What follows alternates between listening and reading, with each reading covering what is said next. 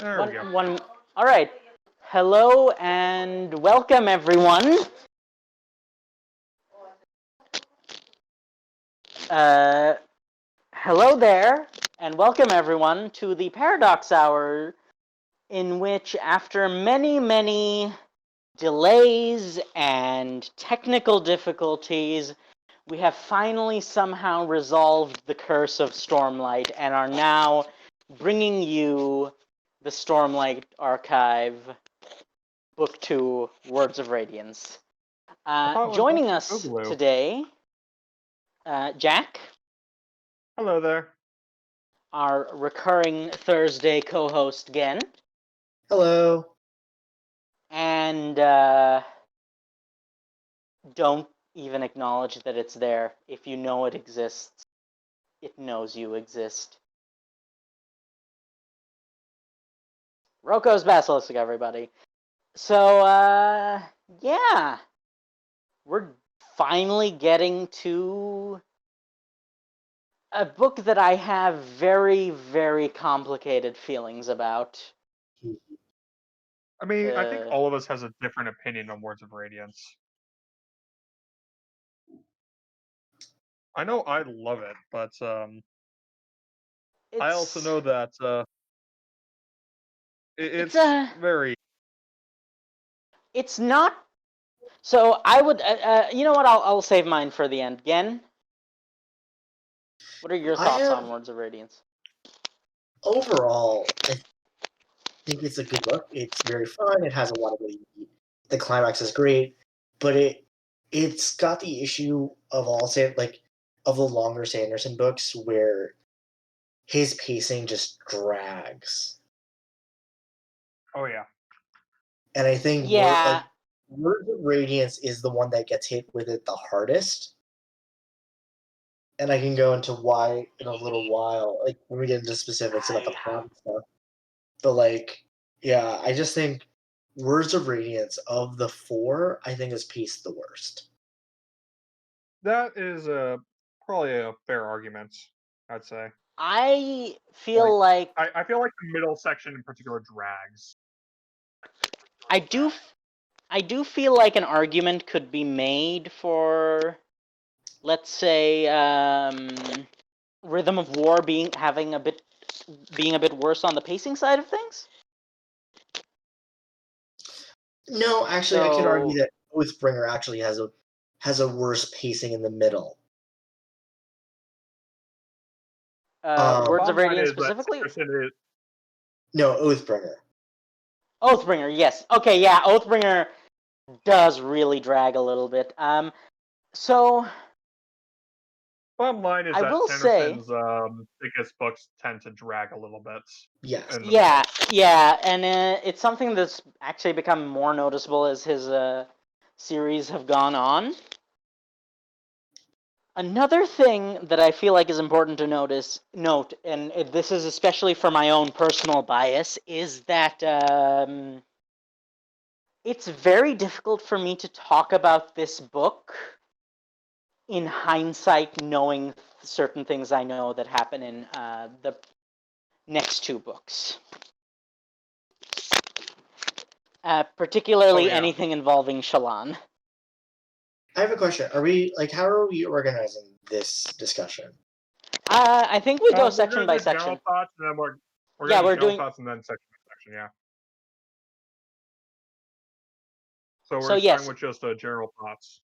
Yeah, so as far as general thoughts go for me, basically, this book makes it's difficult for me to go back and read this book after having read Oathbringer and especially Rhythm of War, because talk about your books later when we get to those books in the podcast. But, but I'm just saying, it's you're gonna have to take all of the Shallan parts. You're gonna have to take with a grain of salt for me, because I think I'm just not going to comment on them, because I cannot trust myself to comment on them without going into stuff that's going to happen in the distant future. That's valid. I can understand that. I think my biggest issue with Rhythm of War isn't actually the Shallan parts, but I have an overall more neutral opinion of Shallan than you do. Yeah, I think I have a slightly more positive opinion than Gen does of Shallan. My biggest issue is like a little bit with Kaladin. Oh, I really like his development in this book. What? I really like Kaladin's development in this book. No, I do too, but like I think it just takes so long to get there. Right. Yeah, I can see that. That it's painful to read. Yeah, no, Kaladin's bits, especially towards the middle of the book, are just really rough. Not quite as bad as the previous book, but still that bad. said, we are talking about Words of Radiance twice. Ironically enough, same problems. What do you mean? Well, Words of Radiance and Rhythm of War both have very painful Kaladin sections in the middle. Yeah, I mean, Which, you know what's funny? Like, again, I don't know. Sometimes I don't know if Sanderson is a genius or just someone who's stumbling blindly but got lucky. Words of Radiance in the Ketek, the palindrome, Words of Radiance and Rhythm of War are the pair there. Yeah. I mean, why not both? Why not, like, he originally stumbled onto it and was like, I'm going to take full advantage of this. I mean, I guess we're gonna have to wait until Kittens of Whimsy to find out. God, I'm so excited for Kittens of Whimsy. I mean, is that just the fan and title for it right now? No. So, Way of Kings, WOK, that means the title of the 5th book is going to be KOW. And we know Whimsy is a shard, so, why couldn't Whimsy have kittens? And why couldn't they be on Roshar? Fuzzy, it's the Way of Kings, not Way of Kings. So no, but no one counts articles. Articles aren't even real words. If Microsoft Word doesn't count articles, then we shouldn't either. Well, I mean, to be fair, Rhythm of War is actually the Rhythm of War. Yeah, so that already proves that we should does don't count. Like Words of Radiance, like in the last book, is the title of an in-universe document. In this case, it's referring to basically chronicles by the Knights of Radiant and phrases. Well, it's not necessarily a chronicle by the Knights Radiant, but rather a post-Radiant. It's like almost like Hesiod's Theogony, but with the mythology of Roshar. Kinda, yeah. To a certain extent, but it's also partially like a history text, right? Like a speculative history text based on fragmented information. Right, but like that's what Hesiod's Theogony is. If the mythology. Okay, yes, if you assume that it's like, the only reason I don't consider it that level is that Words of Radiance in universe doesn't really touch on the more primal forces, right? Mm-hmm. It doesn't really talk about the shards at all. It just talks about the Radiance. So it's more like if Hesiod's Theogony was exclusively dealing with the demigods rather than the gods themselves. I mean, it kind of does, but.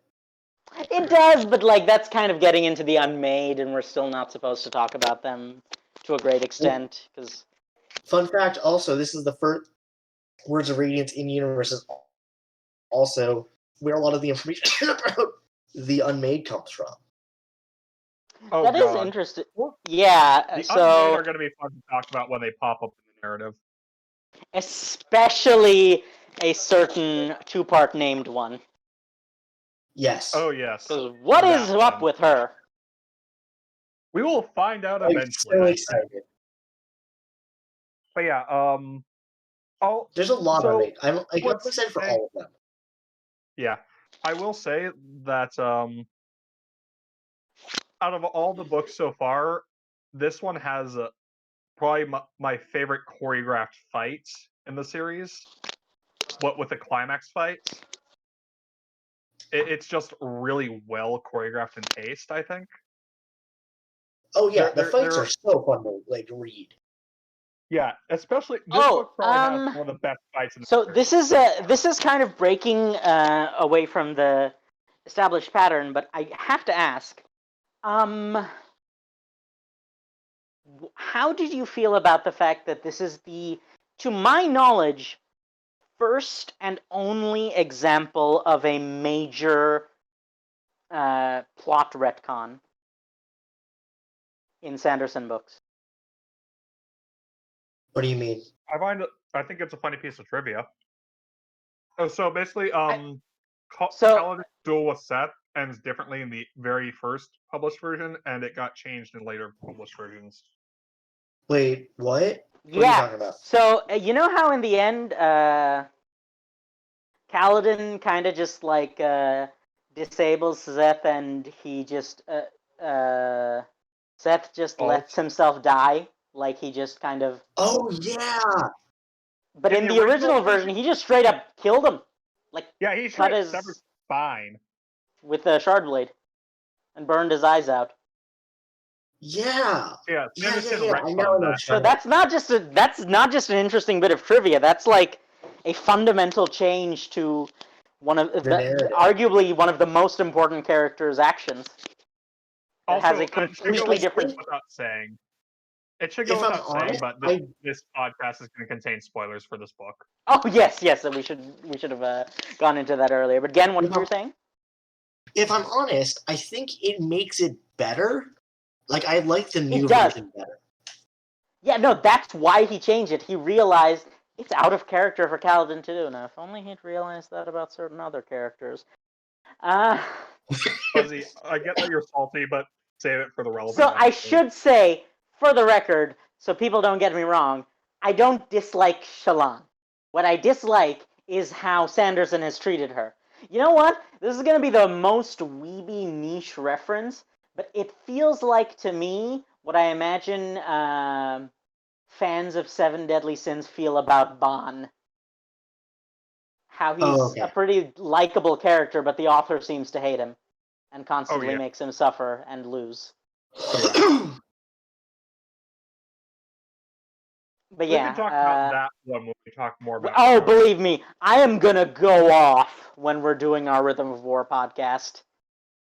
You're gonna have to like get someone to fly over to Canada and like put me in a full Nelson to prevent me from just like absolutely destroying everything around me. Okay then. On that note, we should probably get into the nitty-gritty of the book. Because otherwise we'll just talk about the generalities for 2 hours straight. I mean, without actually getting specifics. If I'm honest, that's probably a thing we could easily do. That's probably a better way of formatting this, I think. Because, like, let's be real. For the first one, we kind of spent 2 hours just summarizing the book and didn't really give that too many of our own thoughts. Hang on one moment, please. Yeah, I mean, I can talk about a lot of my favorite moments, but like I think it's more worthwhile to talk about it kind of just more about our own thoughts rather than just going beat by beat. Yeah, you know we could make this like a full review type thing. That would work just fine. I do have to say, like, this book is one of the strongest books in Sanderson's overall catalog. Even if you are uncertain about how it works amongst the other books in this particular series, like of the Sanderson catalog, this is probably one of the best books.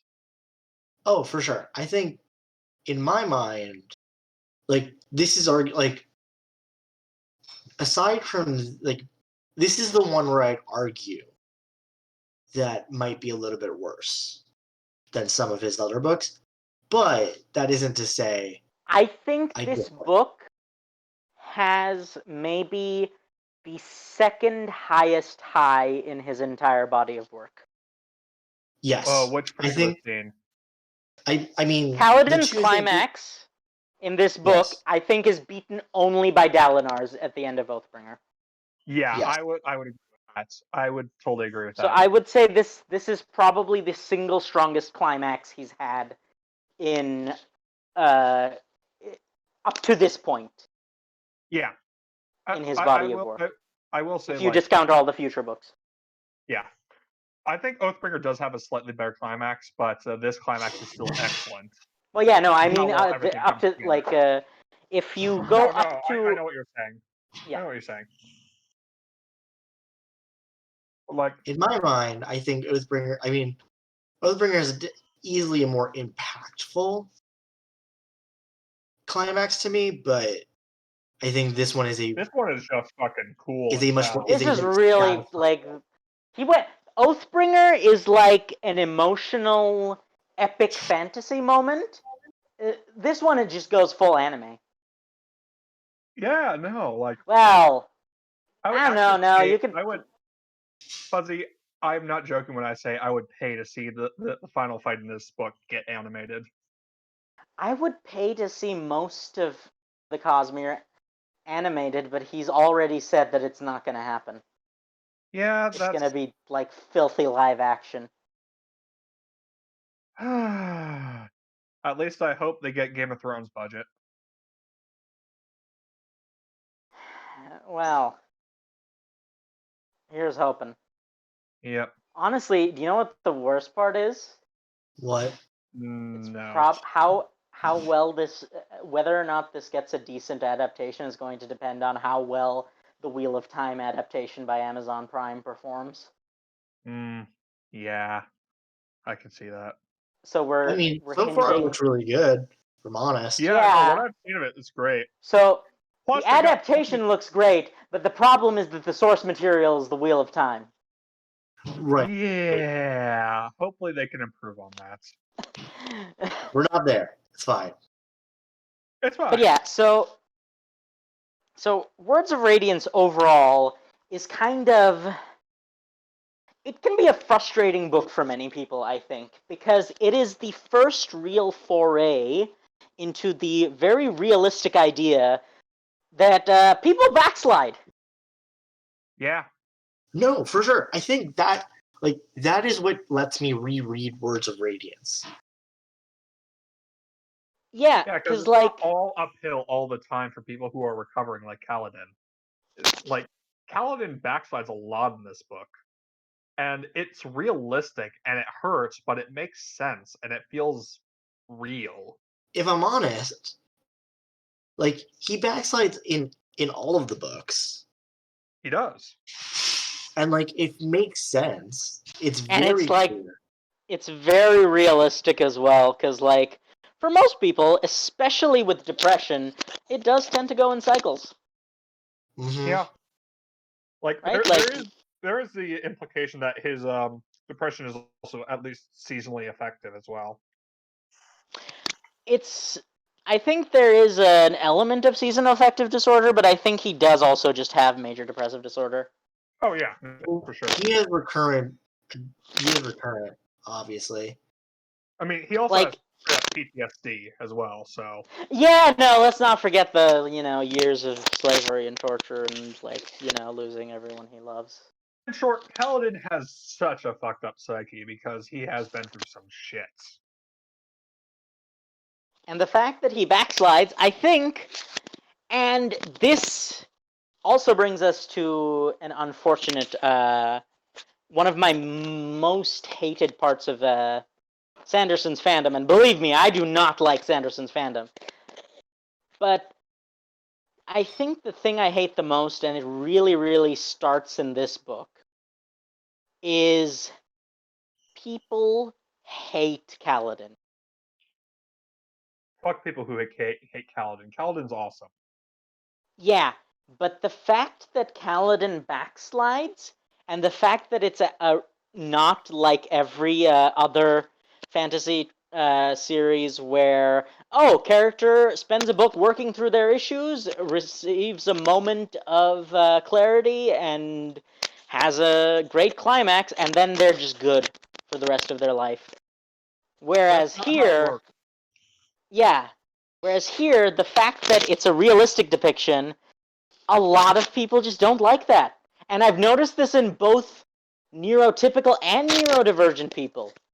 Right? For the neurotypical people, they're like, why doesn't he just get over it? He already got over it once. Why doesn't he just get over it again? And for the neurodivergent people, in a lot of cases, they just don't want to be reminded that there isn't a magical fix. Yeah, no, like, I think OSP's Red also talked about this briefly in her video on Darkest Hours, where it's like, oh, the Darkest Hour is all too often used as a used to align with real world depression, and that's not how real world depression works at all. You don't overcome it once, like the Darkest Hour. It's a process that requires therapy and years of work. So and it's even like, then, it's never gone forever, right? It's not No, never completely no. gone. Yeah, trying to parallel real world mental illness with narrative tropes and tools just does not work, and it is a terrible idea. Funny you should say that. God, I'm trying so hard not to talk about rhythm. We will burn that bridge when we Eventually get get to there. it. We will will get find out. to it, and by God, I am not going to hold myself back because I'm holding myself back for the other ones. He is a fucking ticking time bomb right now. Yep. I will. The other thing I want to say is I really enjoy getting to know Zeth a little bit better in this book. Oh God, yes. That sections in this book are really interesting. He's one of those characters who I'm like, he is kind of he's almost a thought experiment brought to life, in the sense that he is the literal personification of the just following orders guy. For sure. Yes. And I love I it. just love his meltdown at the end when he's just he's just like, they told me I was truthless, and he just loses his shit. And do you know what's funny? I've seen a lot of people indicate that this might be some indication of a character growth, but the funny thing is that it's not. Yeah, no. You know what I mean? Down. Yeah, no. Huh? It's absolutely losing his shit because everything in his life. No. That's not what I mean. What I mean is, this is not a realization that the traditions are necessarily wrong. It's a realization that his people are wrong. The implication is, if he had not actually been right about everything, then he would have not felt any guilt or remorse whatsoever for all of the crimes he committed. Yeah, no. That's the thing. Which is just Seth it's a loses his shit not because he was wrongly cast out. He loses it because the truth is exactly as he thought it was. And not because no. What I'm trying to say is that it's not that he doesn't lose it because he killed hundreds of people for no reason. He loses it because he was wrongly cast out. Yeah.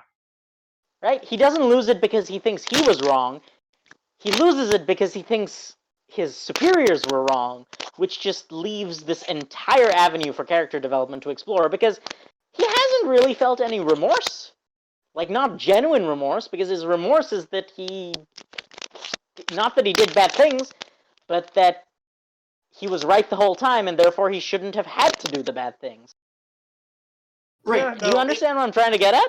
Yeah, no, it definitely it gets to his the fundamental flaw of his arc, which sets him up for spoilers, I guess. Book 5 is going to be Zeth, so it sets him up for book 5 to get the character development, to get to his leader, to get harder growth. You know what's funny? That's kind of what really was the first thing to shake my faith in Sanderson's ability to plan. Really? Yeah, because how in God's name was book 3 supposed to be Zeth's book and still have the same major plot events happen? Oh yeah, nah. I I don't buy that. He might have realized that, like, as he was planning it. I mean, Well, no, I it's can kind of see it if I'm honest. but like you have to stretch. And no, remember the reason he changed it up is kind of like not a good reason at all. Are you aware of why he changed the order up? No. I'm almost certain the reason he changed the order up is because he thought Rothfuss was going to release his new book that year. Oh god. Oh, oh, words of stone. Which, Or, yes, which Poor, for one thing, poor Roth. ha! Rothfuss just That poor Rothfuss is probably the greatest retired author of all time, if I'm gonna be honest. I mean, Honestly, it's yeah. between him and George R. R. Martin. It's between Yes, those yeah. two. But I think Rothfuss is. No, George R. R. Martin still writes short stories on occasion. He's not completely retired. I also Fair think enough. that Rothfuss is a better writer. Also fair. I have not I read mean, Rothfuss, but that's the thing, isn't it? Is that like doesn't matter if you're a better writer if your competition can churn out 17 books in the time that it takes you to write one. No, for sure. I think, but overall, I think like Rothfuss has better prose, but like his prose is more poetic. But yeah, so back to Sanderson, or back to Words of Radiance, because so Seth is a very, very interesting character. At no point is there an indication that he is like a morally decent person. Oh no, he's a fucked up person the whole way through, and it's great. fucked in the head, and that's partially because his morality does not compute on any kind of scale we are familiar with. It's just like it's not black and white; it's fucking blue and orange. Not even that. Like I would argue, like he is black and white. It's just where black and where white is just skewed. Yeah, you know what? It probably is at like an angle to our usual linear graph of morality. And There's also, like the other thing is, like dozen I degrees don't know, difference there. and like Which, really ties in well to the fact that the person who brings him back to life is someone who killed a budding Radiant for stealing a pair of shoes like 70 years ago. God, fucking Oh, nail. God. God damn it, nail. We're gonna have to talk about Nail more. I have words. I have fucking words. Super Kami Guru voice here. Nail! That was my best go. I'm sorry. I mean, it was pretty close. It was pretty decent. Thank you. I try. But yes, Harold, huh? Have we seen any others other than Nail thus far? Nail and Talon? Nail and Talon. Anyone else? Well, no, I mean explicitly. No, Ash. We've gotten Ash. No, I was gonna say we have, but it wasn't explicit up until this book. Right. So Ash was explicitly revealed. Right. Wasn't she with Mraze? We don't know anything specific about her up until this book, where we see her briefly. I think in an interlude, but beyond Yeah, that, no. Is it not the Washerwoman interlude, or is that in the next book? That's in the I next believe book. That's next book. Okay, I'm getting. Look, these books kind of blend together. Her bit of I'm just cutting out images of art. Oh no, yeah. No, this is from the point of view of one of her underlings, isn't it?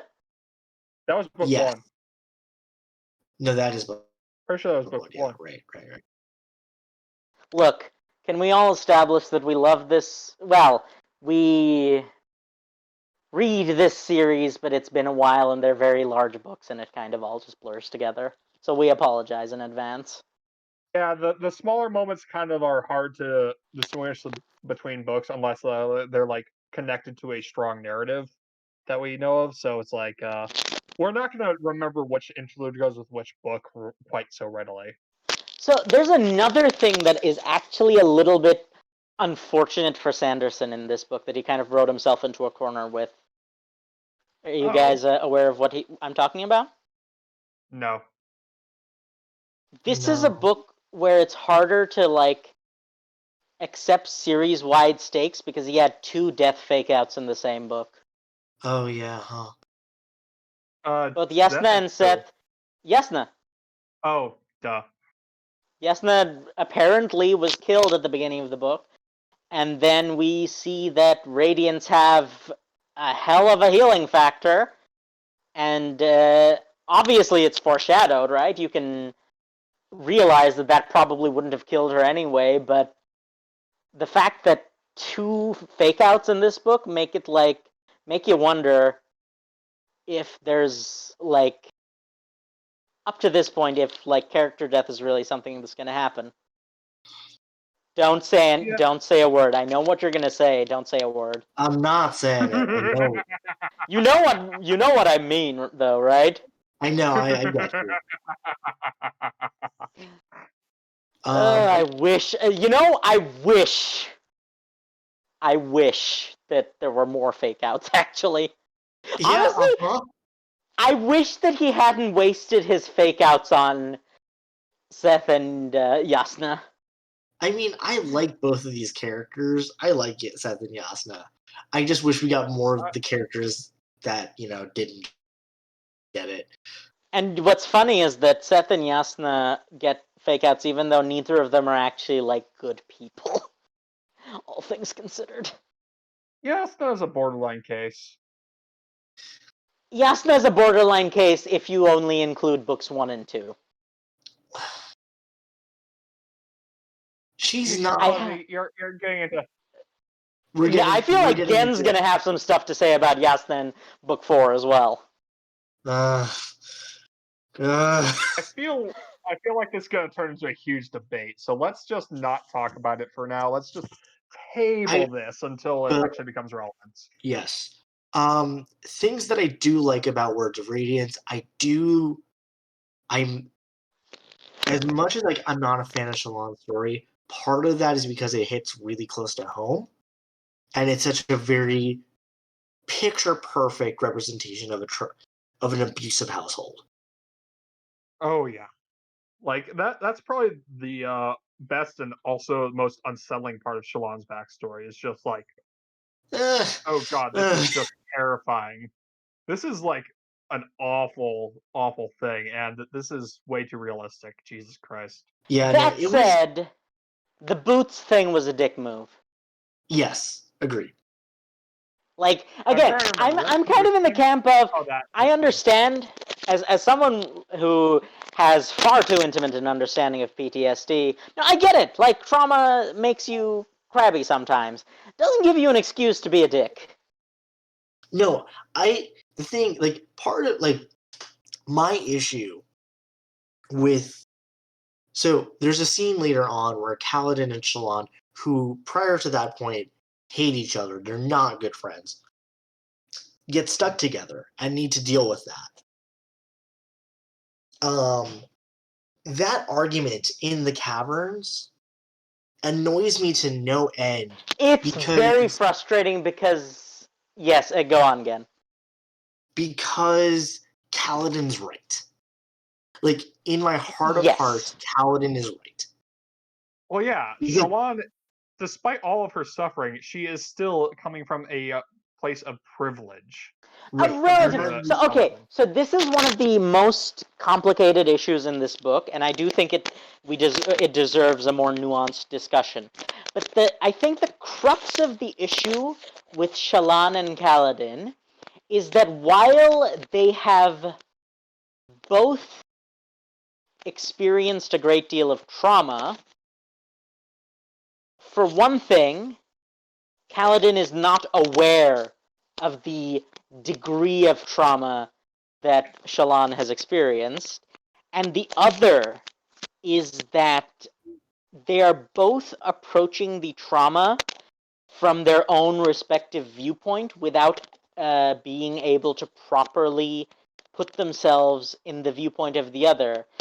Having said all that, yes, Kaladin is objectively correct in this situation.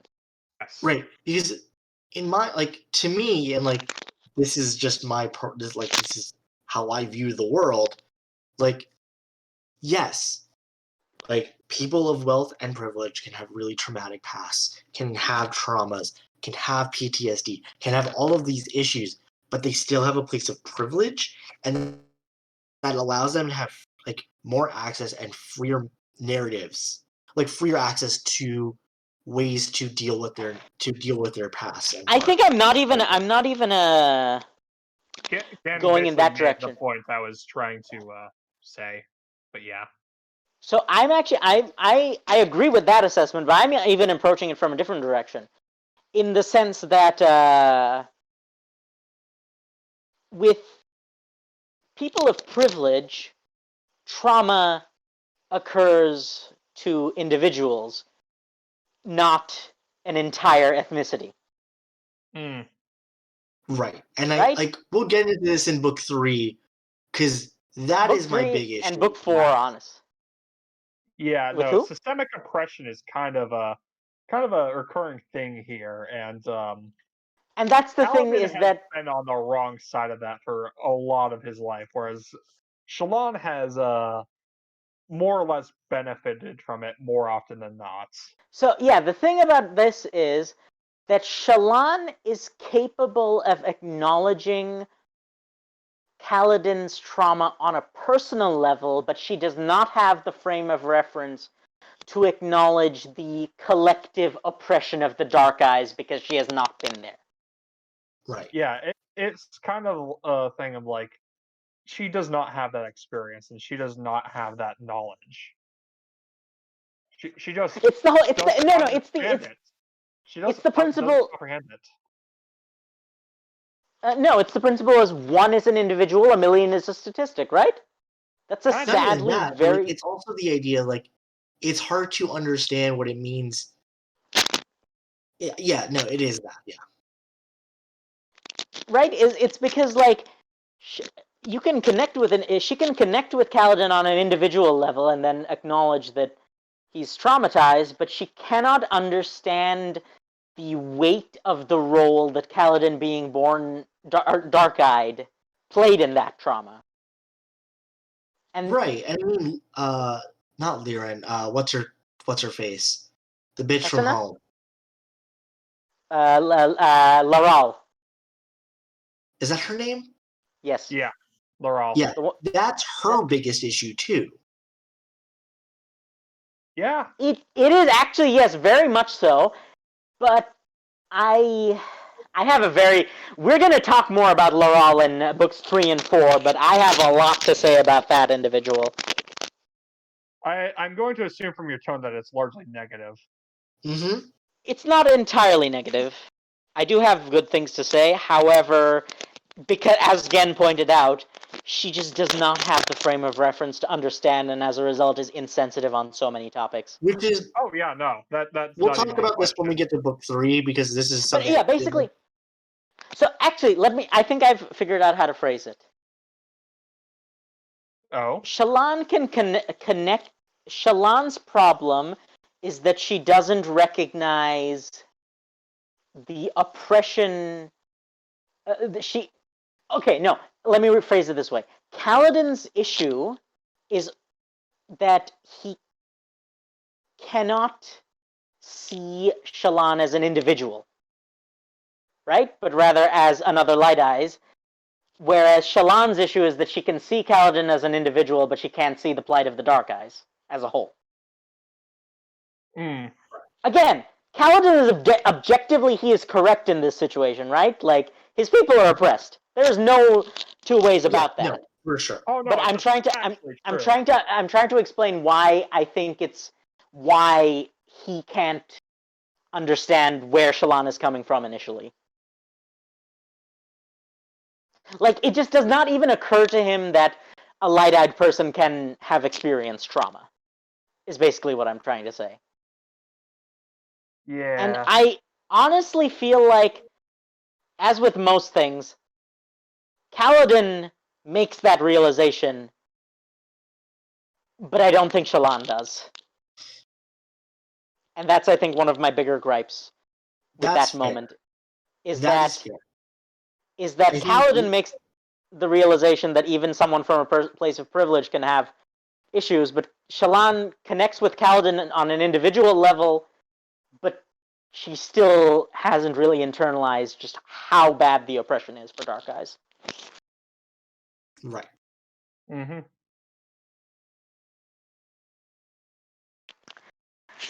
Yeah, so are we ready to say... does anyone else have another thing they'd like to touch on here? I love Renarin with all my heart and soul. Oh, Renarin is Renarin? so Renarin. great. Is that how Look, to pronounce the audiobooks? I will pronounce Yasna correctly. I will not pronounce every name correctly. The same way, What's even your pronunciation? Renarin is the pronunciation in the audiobooks. See, I don't even trust the audiobooks because, like, it was supposed to be Kaladin, and then he literally had to change that because everyone pronounced it wrong, even in the audiobooks. Right, no, for sure. But I'm just saying, that's just how the audiobooks have been doing it, so. The Also, audiobooks are pretty good from what you know. This is just an aside, but people are aware of that one project, I forget what it's called, where they get just a cast of voice actors to, in great detail, just do a radio play adaptation of various books. No. Nope. I'm absolutely sure you know what this is, Gen. It's just not occurring to you because I've forgotten the name. But the reason I bring them up is they're apparently very well known, and they are known for very high production value. Like they have special audio effects and music and a different voice actor for each character and things like that. Mm-hmm.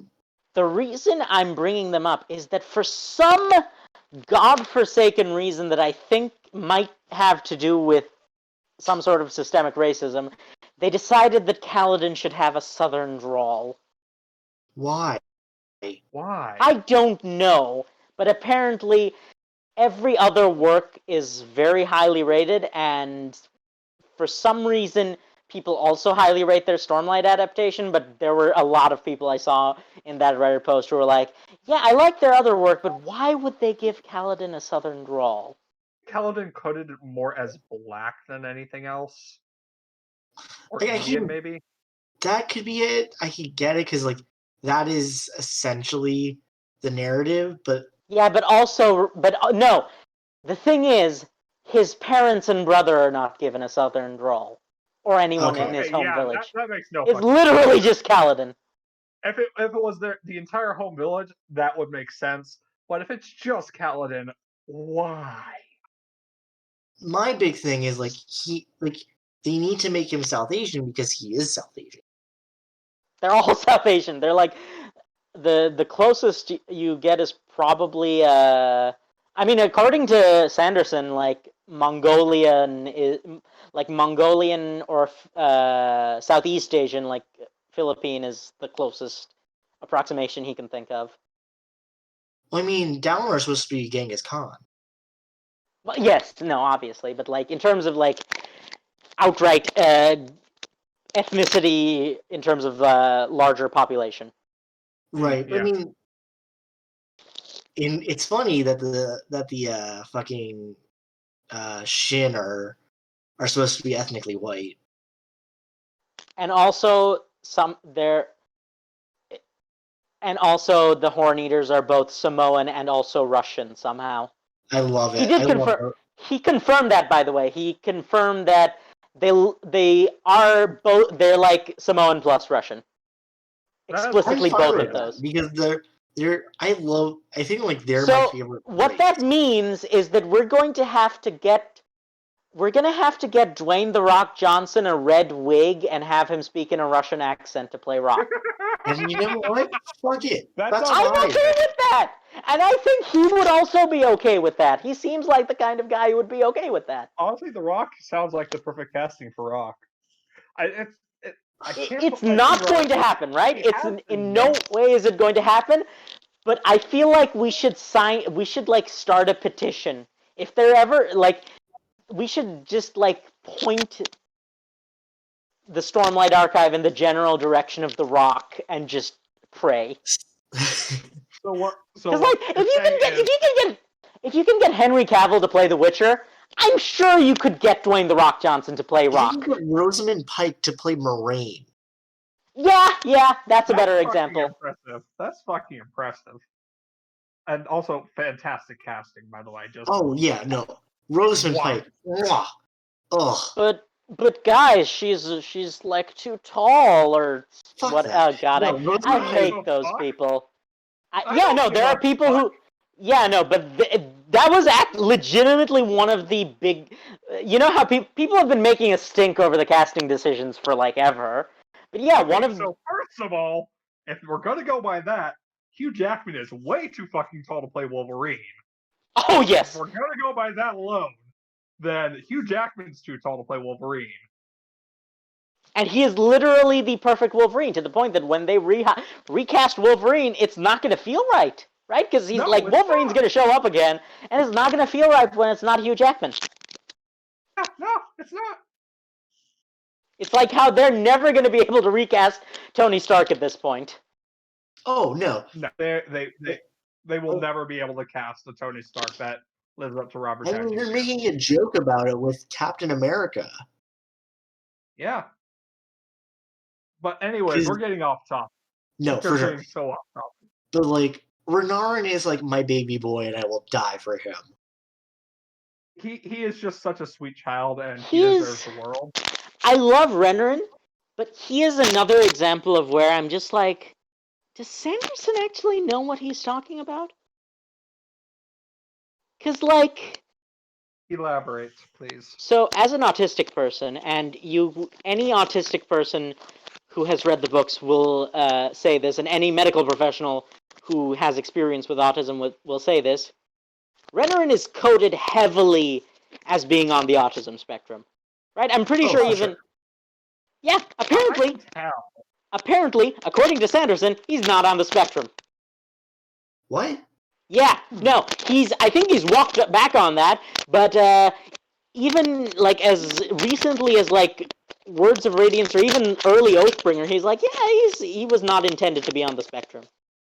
Well, he might have just done that on accident and realized. Yeah, no, and that's really why I wonder how much of Sanderson's accurate, because here's the thing, and this is one of the single most awkward things about Sanderson's decisions with this book. It's a more meta thing, but it bears talking about.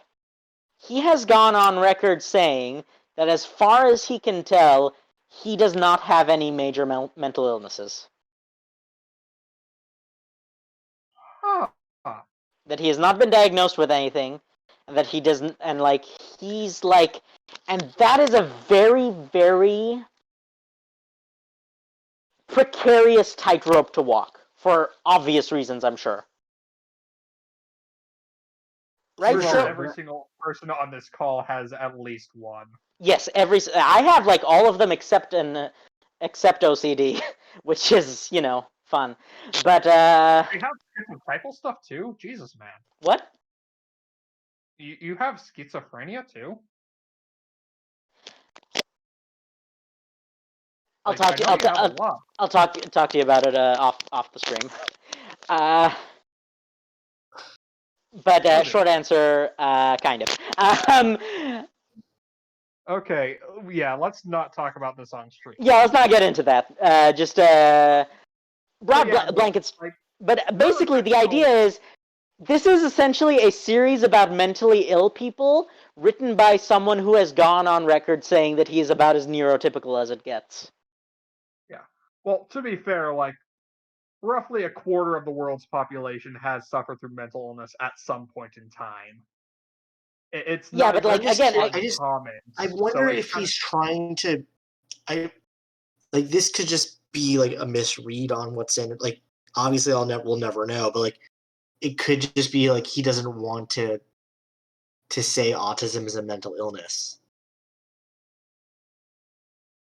Well, no, that's not the question. He explicitly, someone asked, is Renarin on the autism spectrum? And I'm pretty sure he said either no or he waffled. I think it was the latter. Even sure then, I can actually look up the exact quote, but But basically, the idea is that he was like not readily willing to admit that Renarin was on the autism spectrum, even when asked directly. And I'm like, but why? And if you really didn't intend it, how did you manage to get such an accurate portrayal? I mean, there's something called looking up accounts of mental illness. Yes, but that... Okay, we'll get into that again in Rhythm of War. But Fuzzy, like, it But is no, kind like of important to research these kind of things when you're... Well, no, yes. Wait, referring to Sanderson or referring to myself? Just referring to in general, like, it's important for No, authors to research... Oh, yes, no. I absolutely agree with that. No, my complaint is actually the opposite, is that I worry there wasn't enough research on Sanderson's part for some things. Ah, yeah, that is a Like, valid concern. Sanderson has gone on record wait, saying he hold tends... on. So Mhm. here, I've got two words of Brandon on this. Is Renarin Colin on the autistic autism spectrum? Brandon Sanderson, paraphrase. Slightly, not even so much as Asperger's, but yes, something about it being difficult to notice / diagnose. And then another one where is asked about Steris. Is Steris autistic? She's definitely on this spectrum, but more towards where Asperger's used to be, but not nearly as far along in the spectrum as Renarin. Okay, so Okay, that's like almost contradictory. I think I don't think he understands how the spectrum works. Probably not. To be fair, Yeah. I don't remember. I don't understand it either. I studied psychology for 4 years and I don't understand it. To be fair, autism is kind of more of a master's or PhD level topic. Fair enough. But I do think he hasn't waffled on whether or not Renarin has on the spectrum. He's waffled on the degree. I think this is just him having no idea what he's talking about. Yeah, well, no, I think this is just it's him having an idea of what generally autism is, but not the specifics of like because like and the spectrum. And he doesn't want to go too far in a direction where he has no right saying or being. Yeah, but the thing is, playing it safe. I think the thing is, and I speak this as am I the only autistic person in the call at the moment, or at least speaking? So. Yes. So of the three of us, as the autistic person, I'm saying, I'm pretty sure you would classify Renarin and Steris as being in around the same degree of intensity and around the same place on the spectrum. So the fact that has such a clear line of demarcation between the two suggests that he kind of just doesn't know what he's talking about. Like I said, he just does not know what the degrees on the spectrum mean, which again makes sense because it's not something that's that people know. But if true, but again, if you're writing two autistic characters into major positions in your books, then maybe that's my point, is that I don't mind that he's doing it, but maybe just do your research a bit more intensively. Well, I think the other thing is possibly I mean he started writing Renarin long before he started writing Steris, and in his mind he probably imagines Renarin as less autistic, but when he wrote Steris, he probably had a lot more information and was able to write that more accurately to what he imagined. It could be that Renarin kind of just turned out that way, and then he did research based on that, whereas Steris was more intentionally designed. Yes, to be on the spectrum. Theorize about this all day, but it won't really give us the exact answer as to how or why this happened. Right. No, for sure. No, but that's kind of what the show's about, is just us talking. So yes, Renarin is kind of in this is another place where, getting back to less of the meta discussion, this is another place where Cal's Light Eye's blind spot kind of comes in. Yeah, anytime Renarin. No, it's more that he can't understand why it is that the idea that a Light Eyes like Renarin could be just as much an outcast as the rest of Bridge 4. Right. And I think, yeah, Kaladin, but like that is so true to the experience of being an outsider. Because when you see someone in the privileged class who should be not an outsider, be an outsider, you don't trust it. Yeah. So we haven't touched on the elephant in the room. What, you mean the Chasm Fiends? Those things are fucking huge, man. I'm surprised we haven't talked about them. Moash. Oh yeah, fuck Moash.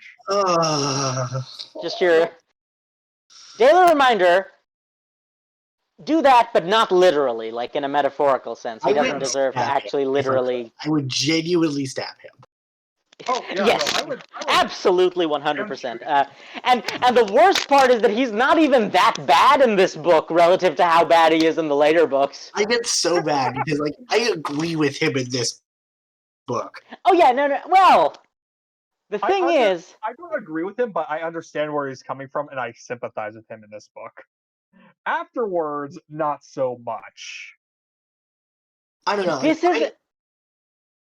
Sorry, Fuzzy, you go. Okay, so the awkward thing about this is that it depends so much on Elhokar, right? So we should actually go into a bit of background. So basically, long story short, Elhokar is the reason Moash's grandparents are dead. The people who raised him. And also why Paladin's in a shitty situation too. Oh yeah, because because Bright Lord Roshon was sent to Kaladin's village because he fucked over Moash's parents, grandparents, which ended with them dead. And no, he literally starved them to death in his dungeon. Yeah, and Dalinar couldn't actually just like straight up kill him, so he just exiled him to Kaladin's home village. Not Dalinar. It wasn't a Dalinar's call.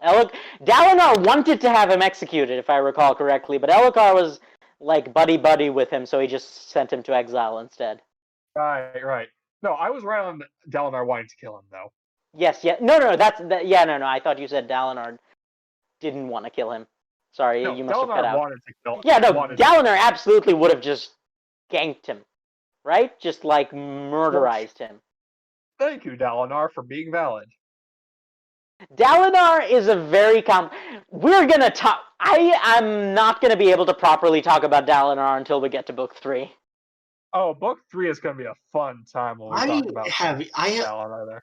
There are things in book 4 that make me question how much I love Dalinar, even though I love him more than life itself. We'll talk about that when we get to book 4 or book 3. 4. Really? I have not heard of this, and I'm not sure what you're talking about. We'll get to that later. I want to say one thing about Moash. Like, for me, in my mind, like, this is just where I'm at politically, is like, on some level, yes, violence is a necessary tool to enact change. For revolution. Huh? Yes. For revolution, yes. Yes. And like the idea that sometimes you just need to kill a guy because sometimes violence is the answer. Sometimes violence is the answer because the systems at play prevent actual justice from being done, and that is a true sentiment in our world and in the world of the Stormlight Archives. And I think the thing that really causes people to turn around on Moash is that there comes a point where it stops being about justice. Right. And I think we don't see that in this book. We see that to some extent, right? We see that there's a moment. The fact that Moash straight up kills Kaladin, right? Like at least tries his hardest.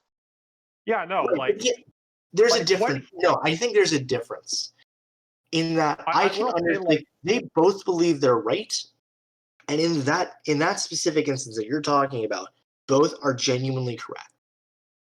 Both are correct, but at the same time, Kaladin is much more focused on trying to do what he feels is the right thing, whereas Moash is much more focused on doing what he feels will satisfy his desire for revenge. Right. And so I Moash can is being much understand. more selfish So than I think Kaladin. no. Basically, they both think they're right, but the reasons they think they're right are very different. Yes. And Moash argued, like Kaladin and Shallan, Moash is arguably the more correct of the two. Arguably. Up to a certain point, however, I will say you can be right for the wrong reasons, and I think it's a very much a case of Moash's. The thing is, the only reason we're even having this discussion is because Elhokar is like a king who actually has power. Right. So we have to say this.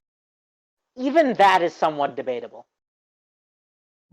Right, he's a puppet at best. Yes, as it stands, Elhokar is a puppet king, and Dalinar is the one pulling the strings. It's a civil war between Sadeas and Dalinar. Yeah. Well, we're gonna have to talk about that little bit of the epilogue as well, aren't we? Oh, we'll get to that. I will say though. Sorry, I'm interrupting you again. But I think in many ways, this is very much a case of Elhokar is someone with the nominal power, and to be fair, he does have authority. He can make decisions, but it is meaningless power. He can make decisions as long as Elhokar is kind of just a pitiful person at this stage. I mean, that's the point. We see him starting the efforts of trying to become better, but at the same time, he is also just he has no actual power. I will also say, Moash's position is greatly weakened because we are given a direct dichotomy between him and Kaladin, in which Moash, while he is raging at the system, he does not hesitate to participate in the system that he's raging. Mm-hmm. Right? He does not hesitate to perpetuate. Because, Kaladin turned down the plate and blade. Yes. Moash didn't. No. Yes, correct. Moash is...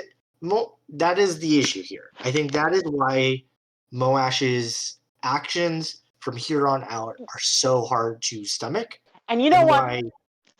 Why in this book... He calls Kaladin his friend and then turns around, after Kaladin starts disagreeing with him, oh, I don't want to kill the king. I need to protect him. It is my duty, and it's not right to just straight up murder. Okay. I just remembered an interaction they had. I think it was in this book. Yes, it was in that pivotal moment where Moash is all like, we should reverse the positions of the dark eyes and the light eyes. And Kaladin is like, that's not a solution. That's just, you're not changing. Yeah, you're just perpetuating in a different way. Yeah, it's not that. So basically, what this tells us is that Kaladin wants the system to change. And Moash, we get him saying as much in book 3. Yes, but the implication here is that Kaladin, in this book at least, Kaladin wants to change the system. Moash doesn't care if the system changes as long as he's on top. Yes. And that's the reason it's so much harder to sympathize with Moash for me, even though, nominally speaking, he is correct. It's like I said, as much as both Moash and Kaladin are correct, Kaladin is coming from a much more selfless place than Moash, whose motivations are much more self-serving, especially in this instance. Even if we discount but yeah, I think just that alone, even if we discount the revenge issue, just the fact that he doesn't really see the problems inherent to the system. The only problem he has with the system is that he is part of the oppressed class. He doesn't want to end oppression, he wants to be one of the oppressors. And that is what, to me, even in this book, even if he's technically in the right, I cannot sympathize with him at all. That's fair. I can definitely understand that. I can get that. There's The other also thing the is, fact that he's party to attempted murder of his supposed best friend.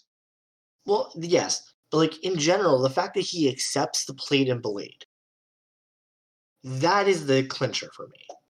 Yeah. That is really the moment where his fate was sealed almost, is like the cursed alternate universe in which Kaladin accepts the plate and blade is essentially one in which he becomes boring. Yes. And And I'm of course honestly, referring to Way of Kings Prime, in which he accepts the plate and blade and then just becomes a privileged person that doesn't struggle at all. Well, Yeah. I mean, the other thing is like I don't know, but like it would have also prevented his excellent step of character development where he says the third ideal in this ugh, book, which is just absolutely a beautiful moment. And it's just, and it ties it directly into the whole thing where we're talking about the difference between Kaladin and Mawash, because Mawash could not have done what Kaladin did and protected someone that he hated. Like, Kaladin does not like Elhokar by any stretch, but he is still going to protect Elhokar because it is the right thing for him to do. Mawash does not care about that. Mawash cares about doing what he thinks is right for him. mm, And that is the difference between them. Kaladin can do what is right, even if it doesn't benefit him, or even if it puts his life at risk, or will probably cause him to die. right. Essentially, it's the difference between having an ideal on paper and actually living that ideal, right? Because it's very easy to say that you want to be someone who protects, but like the That ideal is so. I would almost say that the ideals are an example of, or rather, to swear a radiant ideal is to attempt to live towards that ideal in spite of your human flaws. right, which I think is the It's a point, right? desire to go beyond yourself too. I mean, Yes. that's why, like, I mean, this is getting into like a little bit of the meta and like future knowledge, but like, Nail calls the fifth ideal the ideal of law, where one becomes the law. At least And that's so, And like, the case for that particular branch of Radiance. right, but like, the idea is that like each like because of that, people have theorized that like the fifth ideal is you become a paragon of that ideal.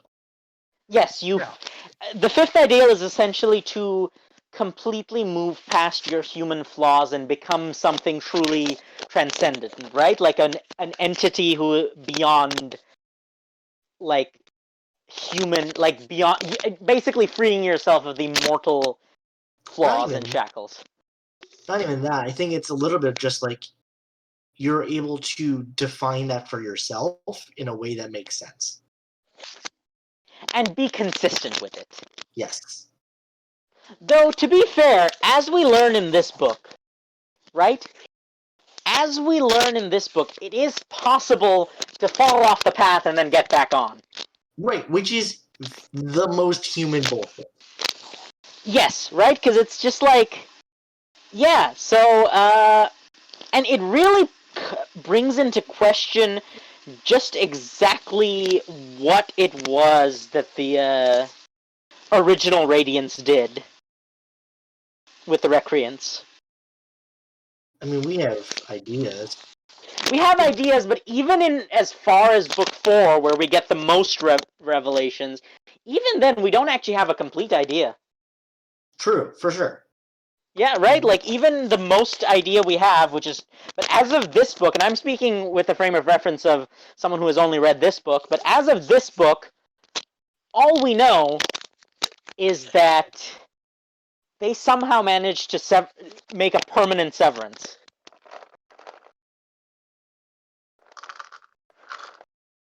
But yeah, Yeah, I think actually, as of this book, Paladins is the highest ideal we know of, at least. No, him That and we know of, though we have, in fact. Well, we'll get to that later. We'll get to that one when it comes up, but the third ideal of the Windrunner is the highest one we know of as of this book, and Yeah. that ideal is I will protect even those I hate so long as it is right. correct. Though what's interesting, and this is a bit of future knowledge, but also it ties into kind of a side story that I think we can talk about a little bit, because while it does have future knowledge, we can at least allude to it because it's not in the main sequence. I'm of course speaking of the novella Dawn Shard, which is honestly, it's a side novella, but it is pretty much required reading for the Yeah, but Cosmere as a that whole. I believe Dawn Yes. Shard happens between books 3 and 4 of. No, the reason, no, I'm just going to allude to the fact that we do in fact learn, and I'm not going to go into specifics, that while the spirit of the ideal remains the same, the specifics of the ideals seem to be different depending on who's saying them. Right. I need to finish Dawn Yeah. Shard though, so I We don't mean, know. I wasn't going to bring it up because we get that reveal in We book. get it explicitly in book 3, and then we get further confirmation by an even greater divergence in Dawn Shard. Yes. Yes. Yeah, we'll talk about that in book 3. But yeah, when it so comes up. and we also get a few other insights, like the fact that the Radiance Bran are dead, and we actually see what happens when an actual Radiant tries to hold or take up a plate and blade. Or the blade, at least. It doesn't seem plate causes that issue. Plate doesn't cause that issue, and that's there's a very good explanation for why plate doesn't cause that issue later on in the series. But for the time being, book 4 spoilers. Oh god, true, that was so good. That was so good. Jesus fucking Christ. We will talk about that later. No. But we also get one other thing. Apparently, third ideal is where you get your blade, and it turns out people have been mistaken about the nature of shard blades for basically all of recorded history, because they were under the impression that a magical shape-shifting fairy, or like spirit creature, could only turn into one thing. Which, in hindsight, really doesn't make much sense, huh? As we demonstrate with the first ever look at a non-blade shard weapon, the shard spear. Well, no, the first look we get at a living shard blade. Well, no, all of the dead blades are blades. None of them are spears. None of them are anything but swords. Right, a non-dead shard weapon, I should say. No, but this is the first time we realize that they can be something other than a sword. Yeah, no, it's kind of crazy that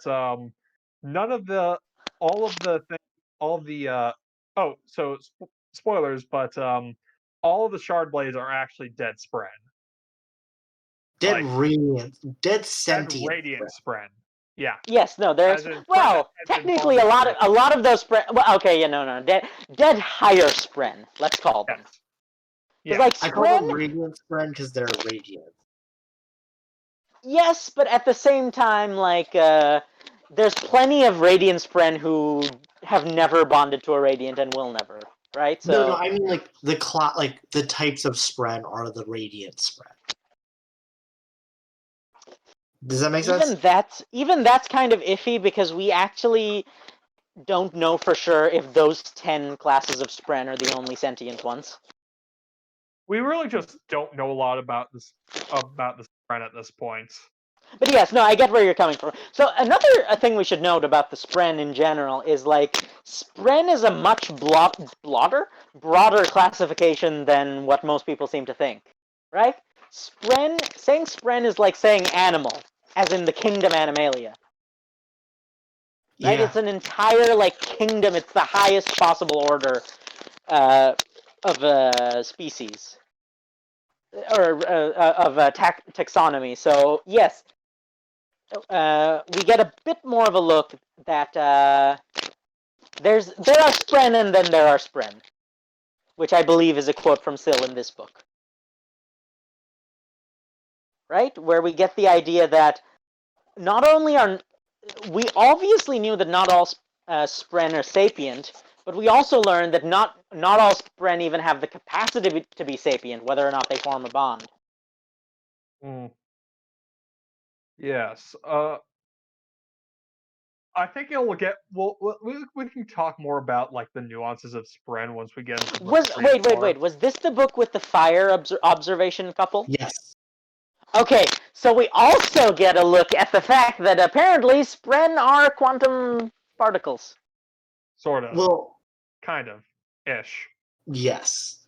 Spren, like the more like natural world spren, like wind spren and fire spren, flame spren is the specific one in the example as well. Yes, they obey quantum entanglement. Not quantum entanglement. It's Heisenberg's uncertainty principle. Not that either. It's a different principle that I don't. Well, no, this is Heisenberg. No, because they know both its position and momentum at the same time. It's frozen. The observer principle is something else, because like Heisenberg is, if you know one piece of information, you can't know the other, but they can know all of it at once, as long as... Okay, we should go into a bit more detail first. So basically, what happens in the interlude is that an old ardent couple, which I love the idea of, by the way. I love them so like, much. Sweet. It's really sweet. Because like, and this is something we need to talk. One's a quantum physicist, the other is a chef, and I love them dearly more than life itself. They are. It's just sweet interlude. I love it. But yes, basically, the quantum physicist realizes that if you specifically measure and write down the length of a flame spren, where it normally would flicker and change length, its length becomes fixed the moment you write it down. Yeah, that's crazy shit. That's some Schrodinger's cat shit right there. That's the closest analogy I can think of, yes. Oh, yeah. Schrodinger's cat is the best analogy. It's not quite... How did you not come up with Schrodinger? That's literally the most popular thing to explain quantum physics. Yeah, but the thing is, we were thinking of like the more complicated stuff because we're nerds. Also, it's superposition. That's what it is. It's superposition. There we go. There we go. That's the more advanced term.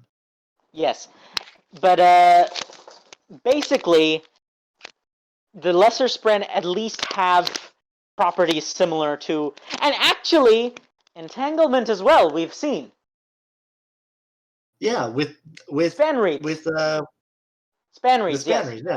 Yeah, so they also exhibit quantum entanglement. So basically, spren are representative of the weird parts of science. It has been said before, but I will say it again. Just as Star Wars is fantasy and sci-fi clothing, Stormlight is sci-fi and fantasy clothing. It really is, and that's like sometimes that's to its benefit, but sometimes it. No, I can agree with that. I can agree with that. Look, it usually hits. Sometimes it misses, but mostly it hits. It does mostly hit, yes. It does. The Coliseum fight. We should talk about the Coliseum fight. Oh God! Yes, in which Cal 1v4s some fools. No, 2v4s. Yeah, we don't count Adeline. He barely counts. Adeline was holding his own for a little bit until Kaladin showed up. He was just fighting a losing battle. You guys talk about this because I cannot comment on this without getting into some book 4 nonsense, which I still maintain is absolute BS in light of this event. But yes, go ahead. So for context, the point. So part of the idea here is that Dalinar at some point just goes, "Fuck it, I'm going to treat the warring factions of the Kholinar of the Alethi God, why can't I talk anymore? Oh, as stop, children and maybe? just take away their toys. The So best he way basically he basically just has Adeline challenge every single one of them every single one of the shard bearers in the Alethi camps to duels to take away their shard blades. And And it Adolin is probably the world's greatest sword. Like he's the world's greatest duelist. Yes, we should not say he's the world's greatest swordsman because he is explicitly a duelist. Right? Yes. The connotations are very different. He's easily one of the best duelists in the setting, if not the best. It's the difference between the world's best boxer and the world's best Brawl. warrior. Yeah. Yes. So it's in the very specific constraints of dueling, Adeline is probably as good as you're gonna get. Yeah. And in no small part due to who trained him. Yeah. But we are actually able to talk about that now because we get explicit confirmation, more or less, because we have a Vasher interlude, or a Zahel. Which one is his actual name and which one is the name he gave himself? Vasher is his actual name. To be fair, that's not even his actual name. Spoilers for Warbreaker. His actual name is Warbreaker. We at least have to talk about the other Cosmere stuff at some point. But in this case, it's directly related. So for those of you who don't know, the Swordmaster Ardent Zahel. Is that how it's can spelled? we sorry, Fuzzy, real quick is that I love the fact that we have sword priests. Like that just That's fucking great. So honestly, it seems like to me that the Ardentia is basically just where the Alethi men who have even a single shred of brain, have two brain cells to rub together, go. Well, it's any of them who don't want to be like a punch fighty boy. No, even some of the punch fighty boys go into the Ardentia. Yeah, no. Explicitly. That's what the sword boys are. Yeah, there's the sword boys and the punch fighty boys in the Ardentia too. They're just basically the only people in Alethkar, the only men rather in Alethkar who don't join the Ardentia are the cavemen, essentially. Well, and Dalinar. And Dalinar. And the doctors, I guess. No, let's say the Light Eyes, because it's a lot more complicated for the Dark Eyes. Yeah, so Light Eyes, basically. Among the Light Eyes, the only ones... Yeah. Go on. Go ahead. Yeah. I was also gonna... Go on, Jack. So yeah, basically anyone of the Light Eyes who doesn't want to be... Lighted men who doesn't want to be a Neanderthal becomes an Ardent. Unless your name is Dalinar. And unfortunately Renarin. So this is one of the things that makes me really sad about Renarin, is that he's a natural-born scholar. Like, he has a great mind for stuff like math and theory, and he enjoys reading and stuff.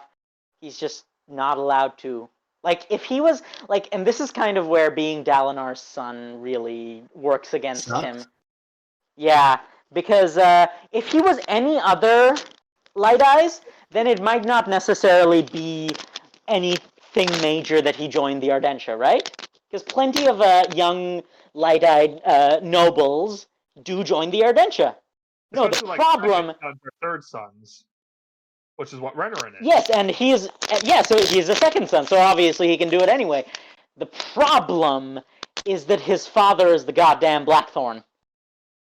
Yeah. His father, to be fair, his father is... It's like having your dad be Superman and be like, I gotta be Superboy. Yes, exactly. It sucks to be Renarin. And the single most ironic thing is that Dalinar would fully support Renarin. Oh, for being sure. To join the Ardentia. Like, Dalinar, at least at this stage in his life, is quite a supportive father. Right? I mean, we get confirmation of that in the next book. Yes, and even then, it's like his everyone who loves and but the problem is obviously he's kind of correct in saying it would be creating a weakness for Dalinar that he really doesn't need right now. Right. Right? In a situation where everyone and their mother is trying to undermine Dalinar in some way, it's just a really bad time to be Renarin. Which is just so unfortunate because he's such a good kid, and like he's a good bean. He is a sweetheart. The only people who don't like Renarin are the people who don't deserve our respect. And also, the people who don't like Renarin are the people who also don't like Kaladin, essentially. AKA the people we ignore. Are we talking about in your universe or in the Phantom? Both. Really? Yes, you're right.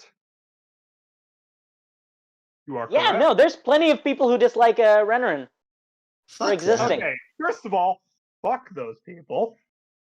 Second of all, like, seriously, how can you not like the sweet, sweet boy? He's such a good though I will say, Renarin is another one of those characters where I'm very, very mad at Sanderson for a very specific reason.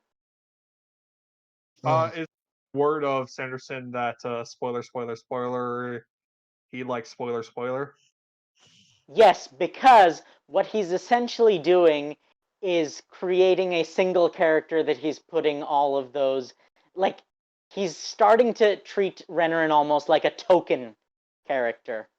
I wouldn't say that because it's at this point it's just two things, but if it starts getting to be more than that, it will be. I mean, it's kind of three things. Especially considering the fact that one of those things is also handed off to an outsider. It's kind of like it's a bad. We'll talk about this after the stream, but it's a bad look. I can see that. You know what? I think I figured out the best way of putting my feelings on this series as a whole, both with Rhythm of War and with the benefit of hindsight in a slightly less emotionally invested state. Stormlight specifically and the Cosmere in general are a fantastic series, and I think they deserve better than what Sanderson can give. Right? Or, like, I don't know that Sanderson necessarily deserves the Cosmere. I will get into detail about this, especially in the Rhythm of War podcast, but I can talk to you a little bit about it after stream. But basically, I really like this series. I just wish Sanderson did a bit more research on certain topics. That's fair.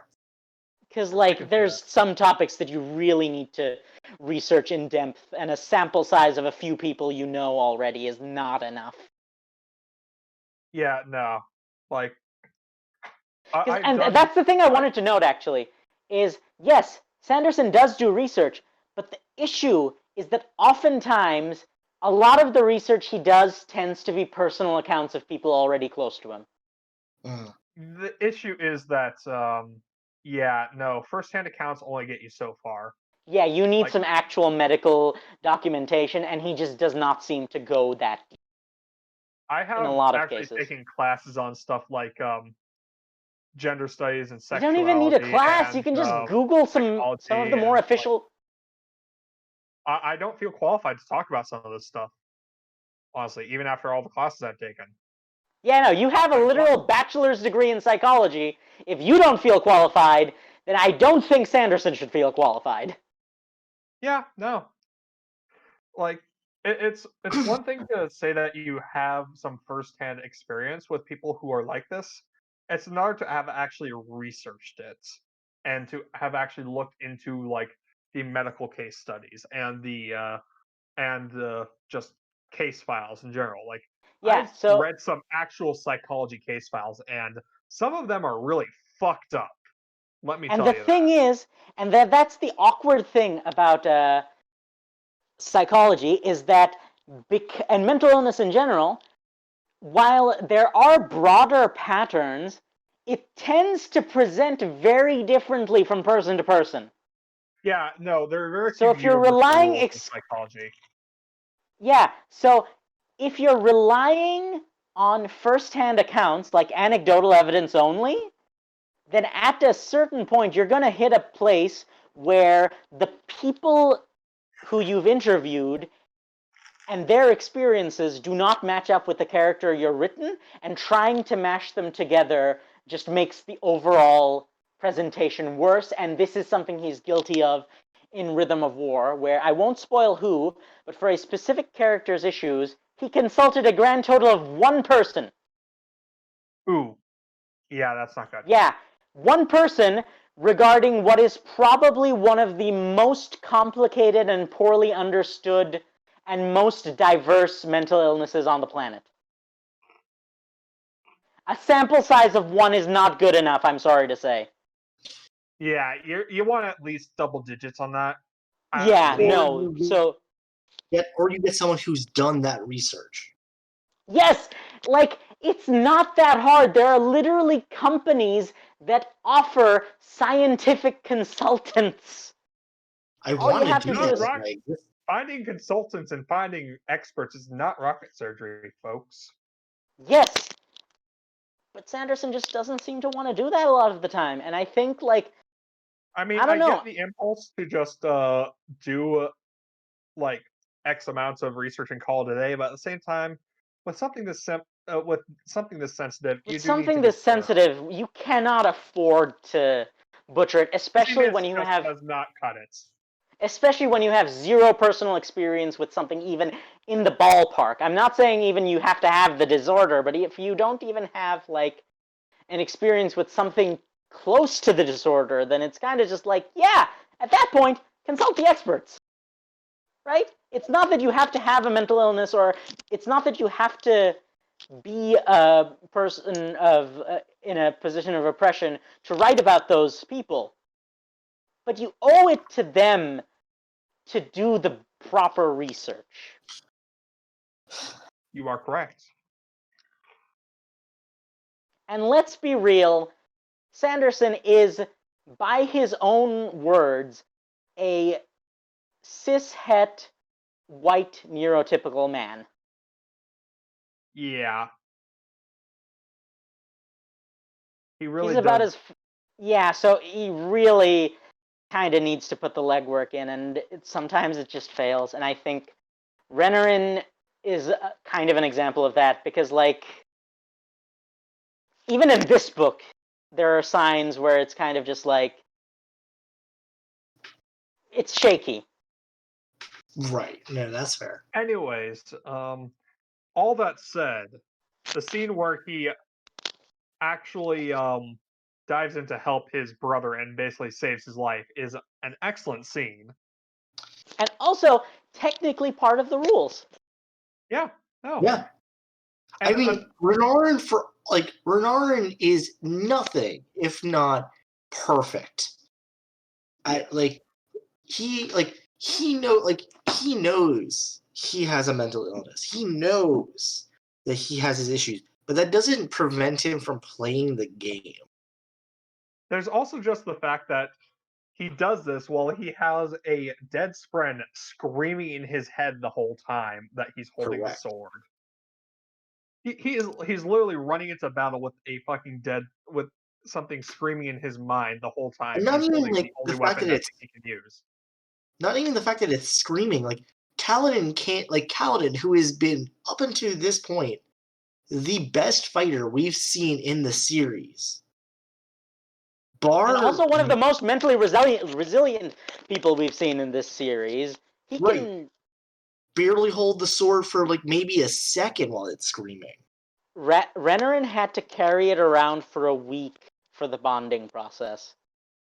Mm-hmm. Yeah, and he had to sleep with it in his vicinity for the bonding process. He had to if nothing else, Renarin is an unsung fucking god. He has and also important to note. Days. You know how you said Kaladin is our he's the first on-screen third ideal, but he's not the first person we know for sure has achieved the third ideal. because and that's not even counting Shallan, who is all sorts of like confusing.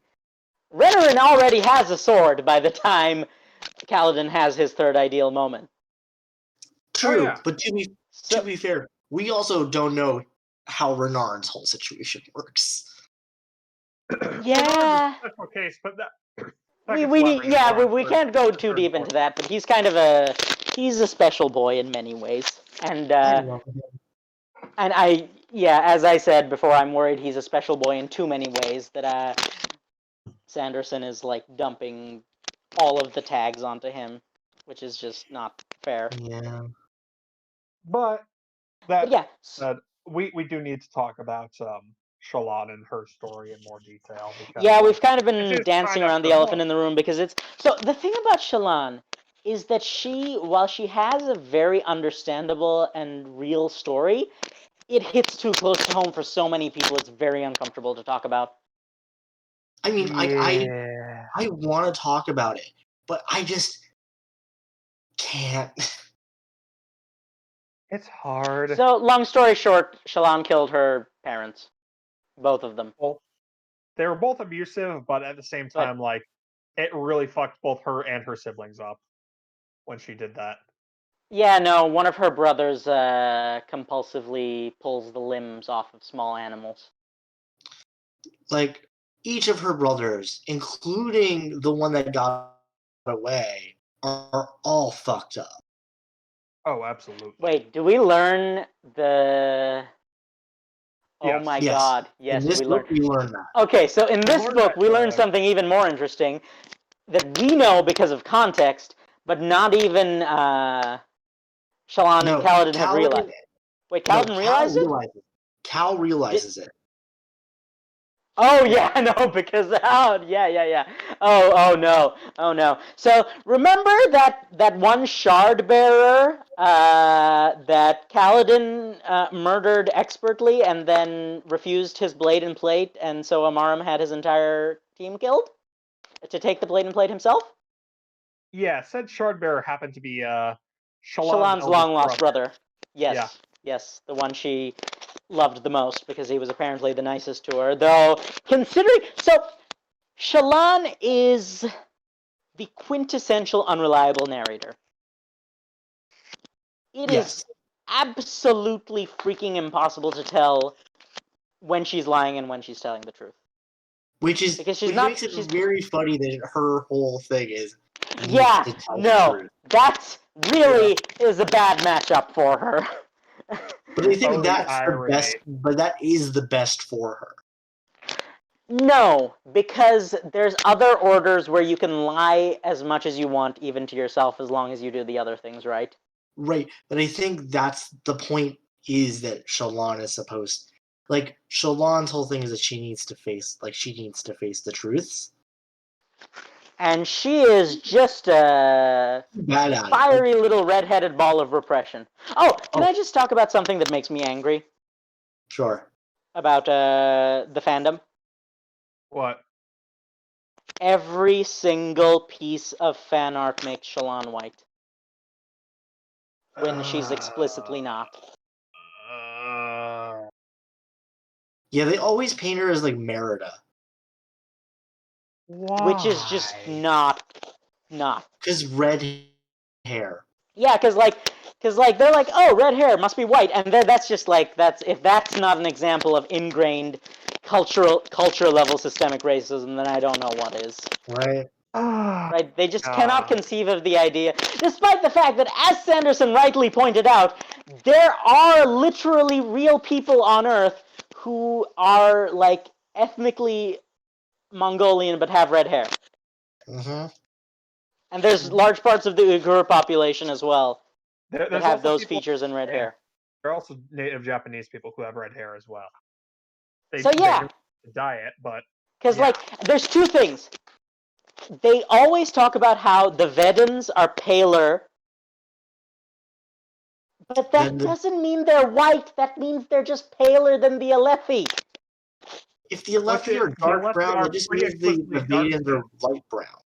Yeah, it's like there's literally real world analogs you can draw of different regions of India or South Asia in general. Or even like the Middle East, for instance. South India versus North India. Yes, exactly. There's so many different examples you can draw from. Yeah, but no, according to the fandom, she has red hair and she's described as paler than people who are described as having fairly dark brown skin. Yeah, that must mean she's white. Because people be racist even when they aren't intending to. That's the whole point of microaggression. Yes. And it's just something that makes me very upset, and it's the reason we were talking to Logstar about the setup of the screen. I'm okay with the title of our stream covering up Kaladin's face because Michael Whelan decided to make him very Caucasian. Yeah. For the hero of these stories are always white people. Yeah, which, in his defense, he improved for Oathbringer. Yes. Yeah, no. Because Yasna is on the cover of Oathbringer, and she is actually accurately depicted as a brown person with epicanthic folds. And then he backslid in Rhythm of War because he depicted Shallan as a white person in Rhythm of War. I don't think we're ever Vedin explicitly does not mean Irish. Why does everyone insist on making Shallan Irish? I'm of Irish descent, and not even I think this is not okay. Because it's not. I don't want them to look Irish. I want them to look accurate to their fucking setting. I don't even care. Irish. I just don't want, it's just yes, exactly. And it's just this is something very frustrating. This has been more of a meta-narrative episode, which I think fits better for our format. Because the thing is, these books are so massive and so popular, these are as close to mainstream as you can get for epic fantasy without just being The Lord of the Rings or Game of Thrones. Right? Yeah. This is about as mainstream as you can get. So I don't think we have anything to say that has not already been said. I think we can offer our own spins on it, but I think the meta-narrative discussion is so important because I see so many people ignoring these particular issues. I've talked at length. So I am someone, for the record, who spent a long time on Sanderson's official-unofficial fan forum. And things like this, these little microaggressions, these overall issues, the hate for Kaladin and to a lesser extent Renarin, they are rampant throughout his fandom, whether it's on the Reddit or the 17th Shard or what have you. It's just not okay. It's not. It really isn't. It's just it's just awful bias against characters who really are not the characters you want to have biased against. Marginalized. These are people who are genuinely marginalized in real life, and they're being marginalized again because they don't fit the narrative. No, they don't fit the narrative that the people who hate them want them to fit. It's not even that. The Shallan case is the most egregious example to me. Because they're not even conscious of it. But it's just been so ingrained into them, this idea that the plucky, redheaded female lead can't be anything but white. And that's just, no.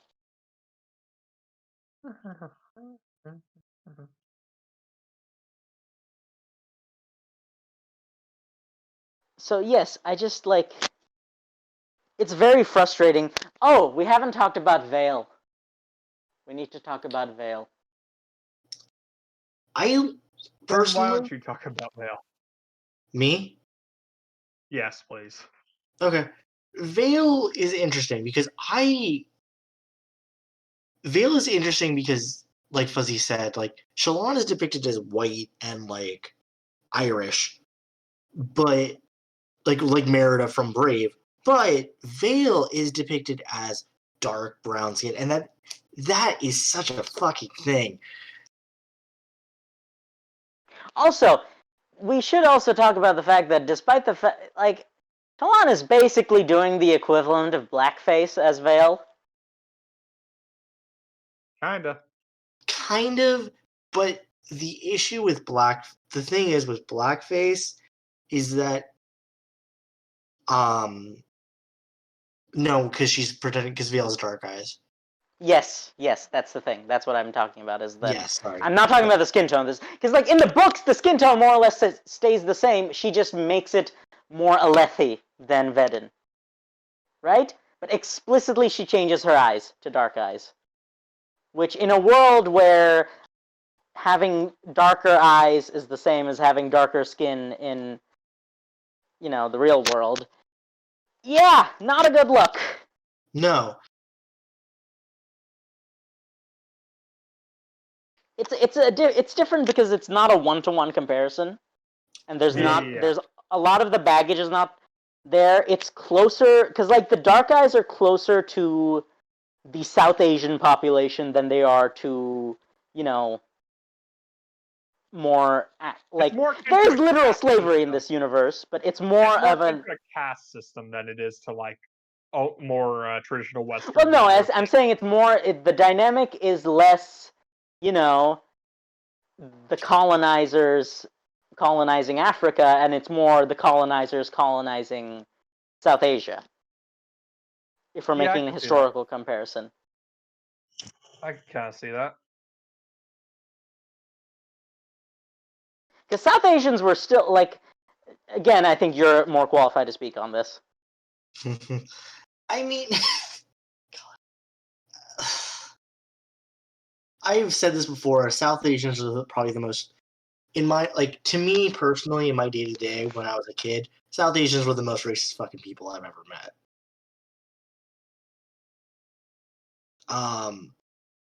The other issue is the caste system is a whole thing, but it's so hard to gauge, if I'm honest. Hello? Yes, no. There's another very awkward corner that Sanderson wrote himself into, on that note.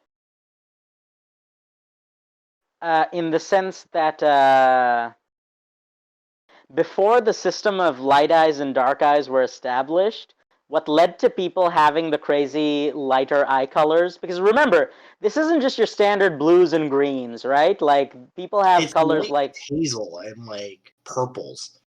Yeah.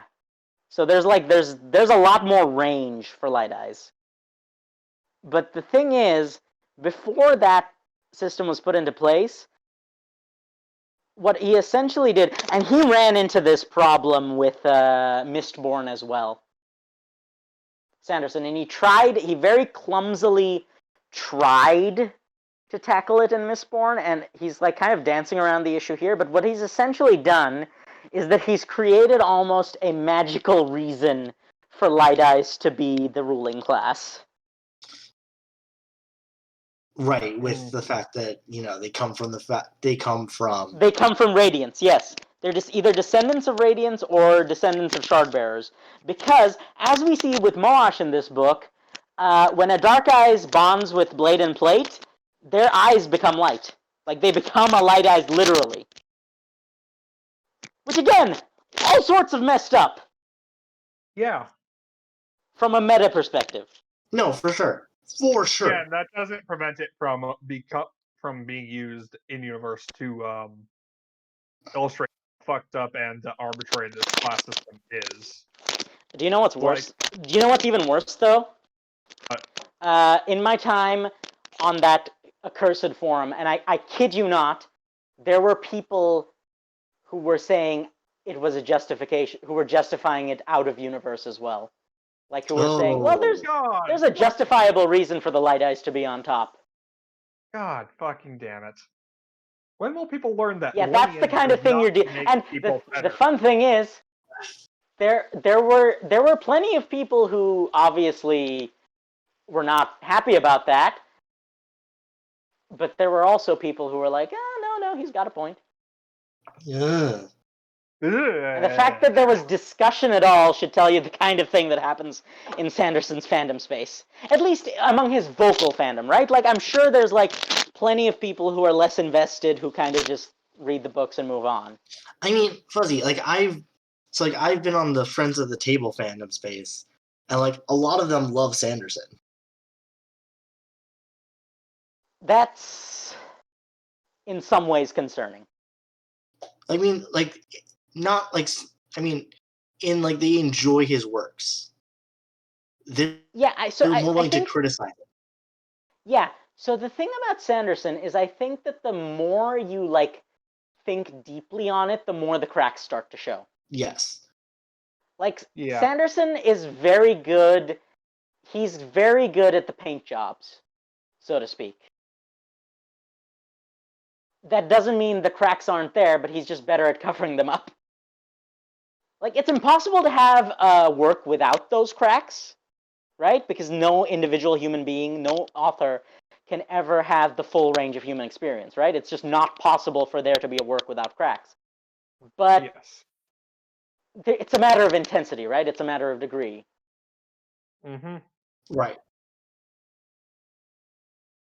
So yeah, it's also a matter of if you're gonna depict someone who's gone through some shit, like Kaladin has, and who has an experience that's very ingrained in marginalization and quite trauma. frankly is a very intimate experience, let's be honest, right? Not in the sense of, like, because intimacy is not necessarily a positive thing, right? Yeah. No. Like, in terms intimacy of, it is so closeness.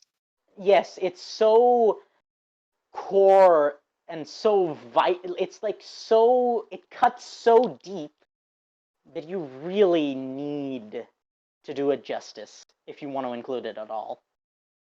Yeah. So you can't half-ass stuff like this. You cannot just go off on a lark and try to depict this kind of stuff.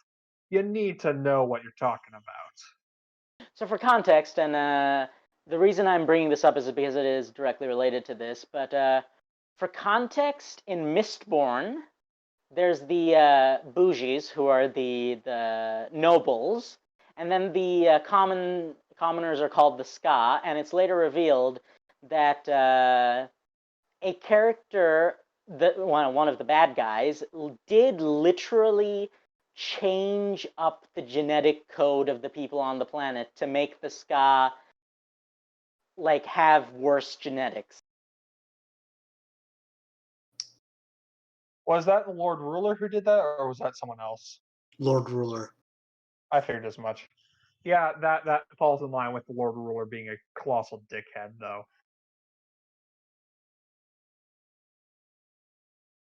And then fucking said, Like, it's one thing if it's condemned in story as the Lord Ruler being an asshole and doing that just because he's a dick.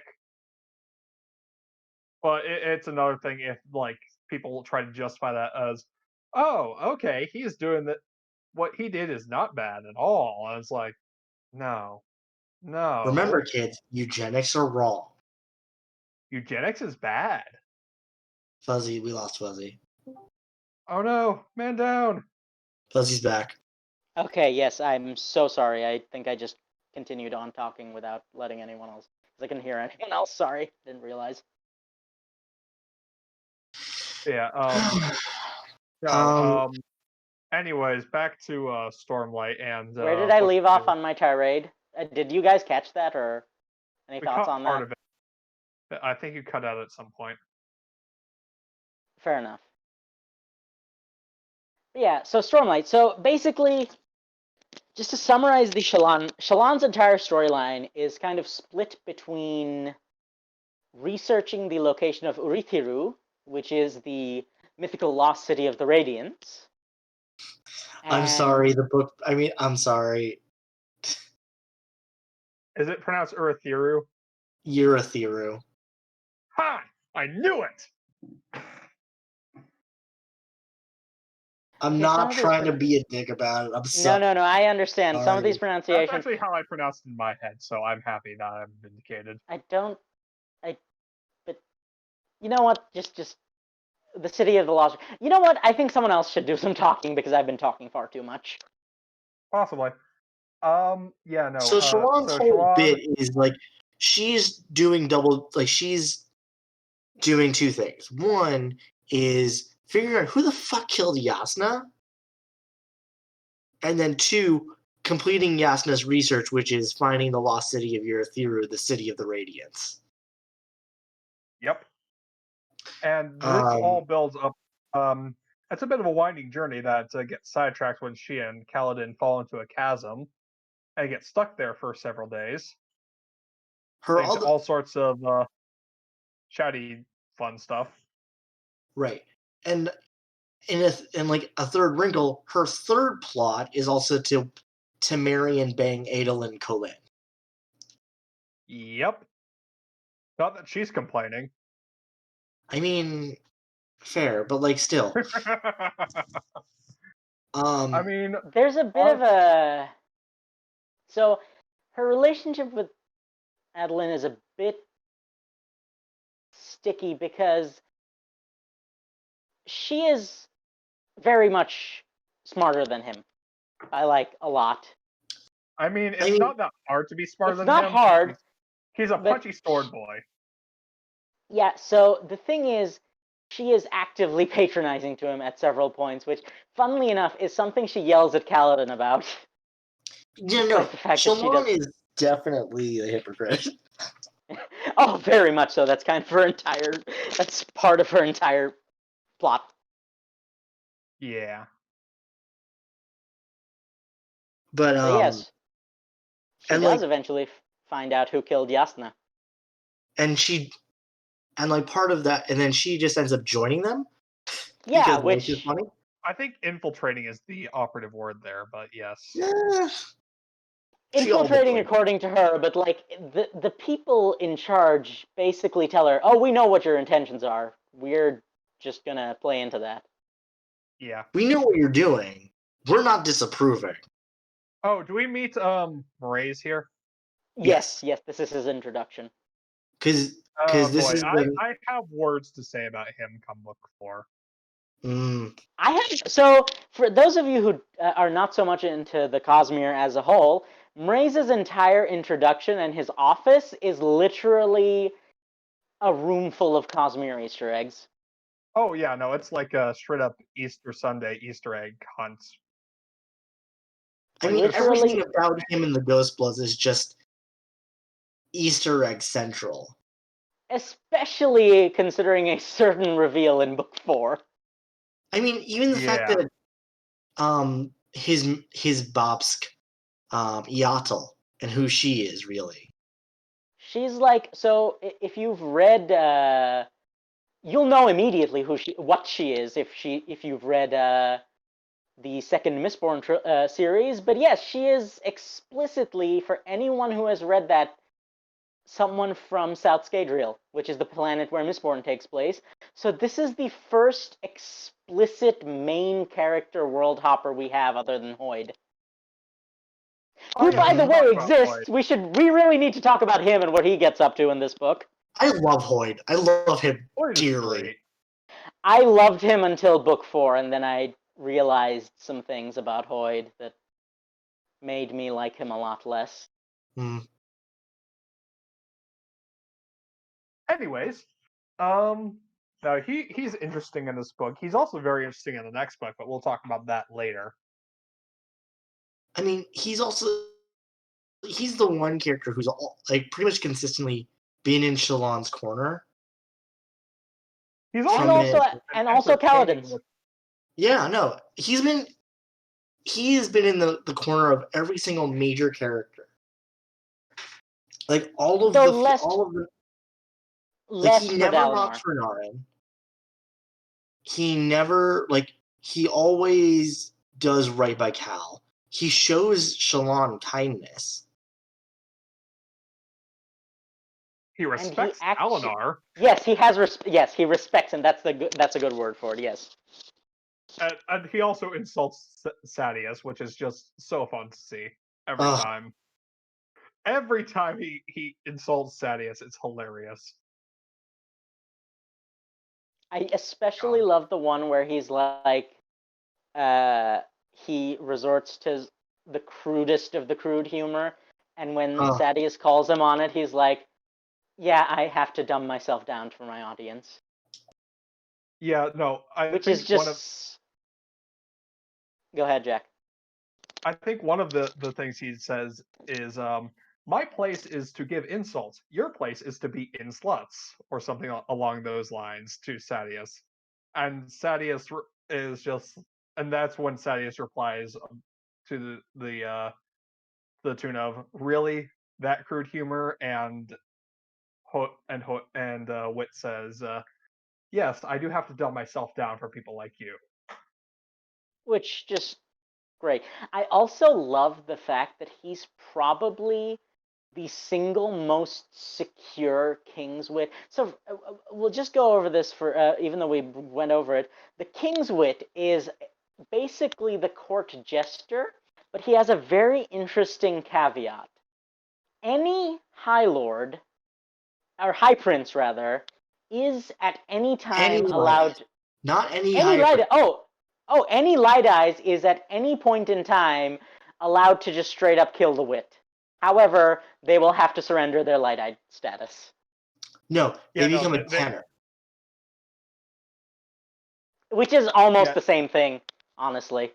Yeah, no, they basically get reduced to the lowest possible stats the Light Eye can be reduced to. Which is just a very interesting little tidbit that I would love it if something like that came into play at some point. I mean, I'm pretty sure the irony is goal was to provoke Sadius into trying to kill him, just so that Sadius would get demoted. But the thing is with Hoid, immortal. Yeah, no, that's the thing, is that with Hoid specifically, he kind of runs into a bit of a gray area with the law, huh? Yeah, no, like I said, he's functionally immortal. It's like, can he die? Questions for later. Though, I wish that was how a certain scene in Book 4 went instead of how it actually went. We'll talk about that later. I also want to discuss the other major scene involving Sadius at the end of this book. Yes, we've been dancing around this. So Adeline stabs him in the eye. In the brain, really. Straight up murders Sadius after Sadius goes too far. So I should point some things out. So Sadius goes full Republican GOP at the end of the book. In other words, he just says, "I'm just gonna fuck over Dalinar in every single way I can and be an obstructionist dickhead all the way to the bitter end." Right, and Republican I'm going GOP. to try to sabotage. Yes, no, that's exactly what Gen said. I don't know why you're just saying the same thing again. I know. I'm trying to elaborate for the people who are less politically informed. But yeah, no, he just goes like full on an obstructionist asshole who fucks over everything your father plans, even if it means the betterment of everyone else here but me. And that's just when Adeline even him, really, because like, let's be real, the Voidbringers are gonna kill him too, right? Like, it's not like they'll spare him. Yeah, no, he was literally planning to bring everyone down just to spite Dalinar, and that was when, and he decided to tell Adeline this while both of them were alone in an unexplored corridor in a newly discovered city that no one knew where he was.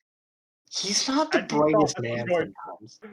Yeah, no, I honestly feel a little less sympathy for Dalinar for just falling for this idiot's plan so many times. Yeah, well, I also don't feel sympathy for Sadius for being. I don't feel any sympathy for him, no. But no, what I would like to point out, very specifically, this, I believe, is a kind of parallel to Moash in Adeline, because he did the right thing for the wrong reason. I mean, they talk about it, right? Like, I mean, it's mentioned, right? It's like brief, like, this is an early bit of book 3, and I'll mention this now. but like they find the body real quick. Yeah. Like literally everyone in the room goes, "Huh, good riddance. Wonder who did it." Yeah, no, one of them actually says, "Why isn't everyone celebrating? This is a good thing, right?" Fucking love But they do bring up the fact that it really undermines Dalinar's position, right? Like when your most major political rival ends up dead in an alley. The worst thing politically. Yes, but no. The reason I'm bringing this up is because if you examine, this is one of the few Adolin POVs we get, by the way, At least which in is these actually two kind of books, interesting. At least in these two books, and no, even in the next two books, we get a lot of We get a Adolin, but fair we chunk get of- very we get a little fair of chunk his of him. explicit POV. Ah, Yeah, Like, no. book 4 is there- probably we the most s- we get it after this book. Yeah. Yes, but in this rare moment, the thing that goes through his head is not, and it's very explicitly described like this, is not, I have to do this to protect, or I have to do this for the greater good. It's, he gets angry and stabs someone. And that, I think, is kind of indicative of Adelin's character, because while he is kind of casually genial, we come back to this idea. I think there's a lot of places where you can say that Moash He's and his Adelin. father's son. No, I think more than that. I would say Moash and Adelin are kind of mirrors of each other, in the sense that Adelin. We see this in the prison scene as well, right? He, after the duel, when Kaladin demands justice for Amaram from Elhokar. Amaram. Oh yeah, that was insane. Did you ever? And I got so much secondhand embarrassment for Kaladin. I'm so sorry. I know, it was kind of cringe. Like, it was so horribly cringe, bro. Quick question: how do you say Kaladin's rival's name? Who? Amaram. Amaram. Okay. Look, some people don't deserve their names to be pronounced properly. Fair. And also, but yes. So the thing about that scene is, yes, out of solidarity, Adelin also puts himself in prison, quote unquote. But even then, he kind of is like getting access to good meals and baths and things. He basically gets a luxury prison suite. Yes, no. Kaladin is sent to real prison, whereas Adelin goes to rich people jail. Yes. The gesture is nice and all, but it's kind of undermined by those And different yes, circumstances. the fact of the matter is, Adelin has never really been tested. No.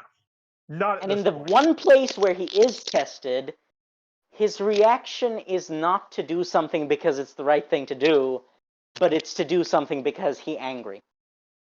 And it just makes you think, would it have mattered if it was not the right thing to do?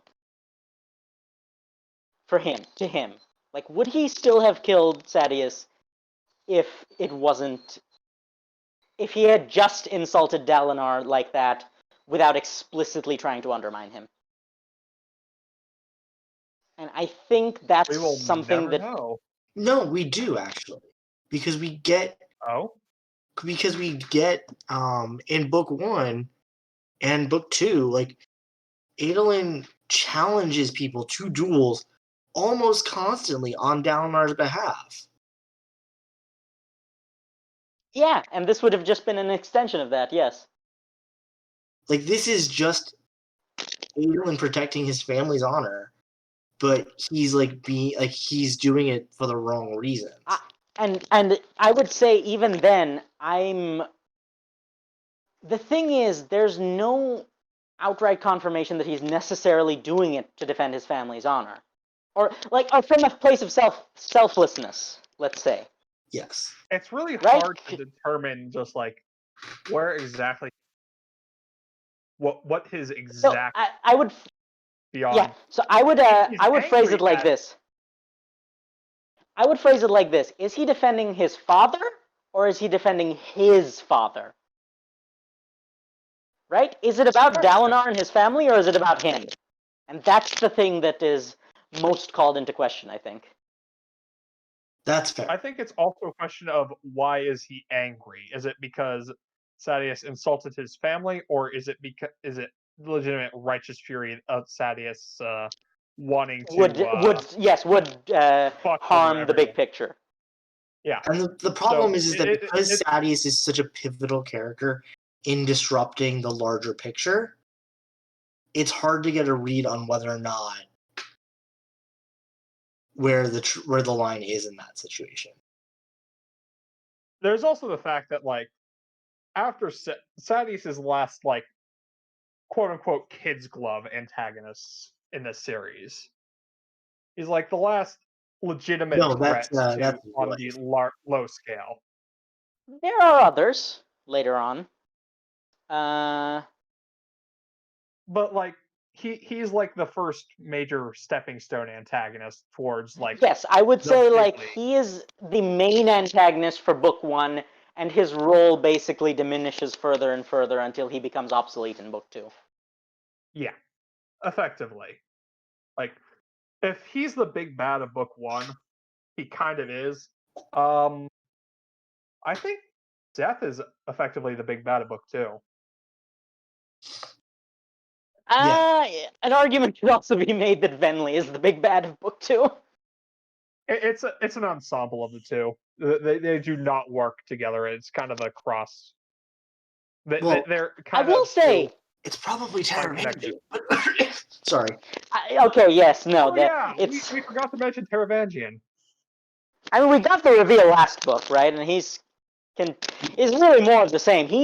Okay, you know what? No, we find no. Taravangian is the one who sends Seth on his fucking murder spree in this book,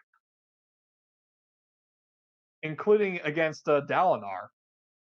We didn't touch on that. He was Taravangian. Oh right, I thought we got that reveal last book, and then he basically orchestrates civil war in so that's Jakaved. So we get the reveal that Taravangian is the one doing it in book 1. But book and 2 we see is the when after effects in book 2. Yes. Yeah, we see the after effects, and that's what we also get. Like we also see him. We also get the after. Like we see how it's affected Aesir, and like we also see a character who appears once and never again over the course of 4 books, which is a rarity for Sanderson. Who? The old king of Jakaved's illegitimate son. The one who is an example of what happened. One of the possible outcomes of when Light Eyes and a Dark Eyes have a child is heterochromia, apparently. Oh yeah, forgot about that. Yeah, he just never shows up. I wonder if he's going to become relevant later. He just kind of shows up, stabs his dad in the heart, and then leaves. And never to be seen again. He reminds me of so much of Ramsay Bolton. Like a good Ramsay Bolton. I mean, he doesn't remind me of anyone because he's in one scene and then he never shows up again. No, he's in 2. He shows up in the flashbacks. Huh. He shows up, yells at Shallan's dad, and then leaves. Right. I completely forgot about that. That's. Mm-hmm. He does do that. With Sanderson, it's so hard to tell if a rock is just, or it's hard to tell if a stick is just a stick or if a stick is actually fire. A stick wants to become fire, doesn't it? No, it is a stick though. We get that beautiful fucking scene. That's an amazing scene. That's probably the best scene in the series so far. Like in terms of comic, top 5. It's easily top 5. It's in terms of comedy scenes with a one-off character, Stick is easily top 5. But because it's Sanderson, it's Brandon. The ending to his first trilogy was the first sentence of his book, Sanderson. Let's not forget he did that. Literally, the ending to the Mistborn trilogy was spoiled by the first sentence of the book, in hindsight. God, fucking of the first book. God, and apparently, the ending to Stormlight 10, like the ending to Stormlight series, is somewhere in Way of Kings. I hate it. I hate it.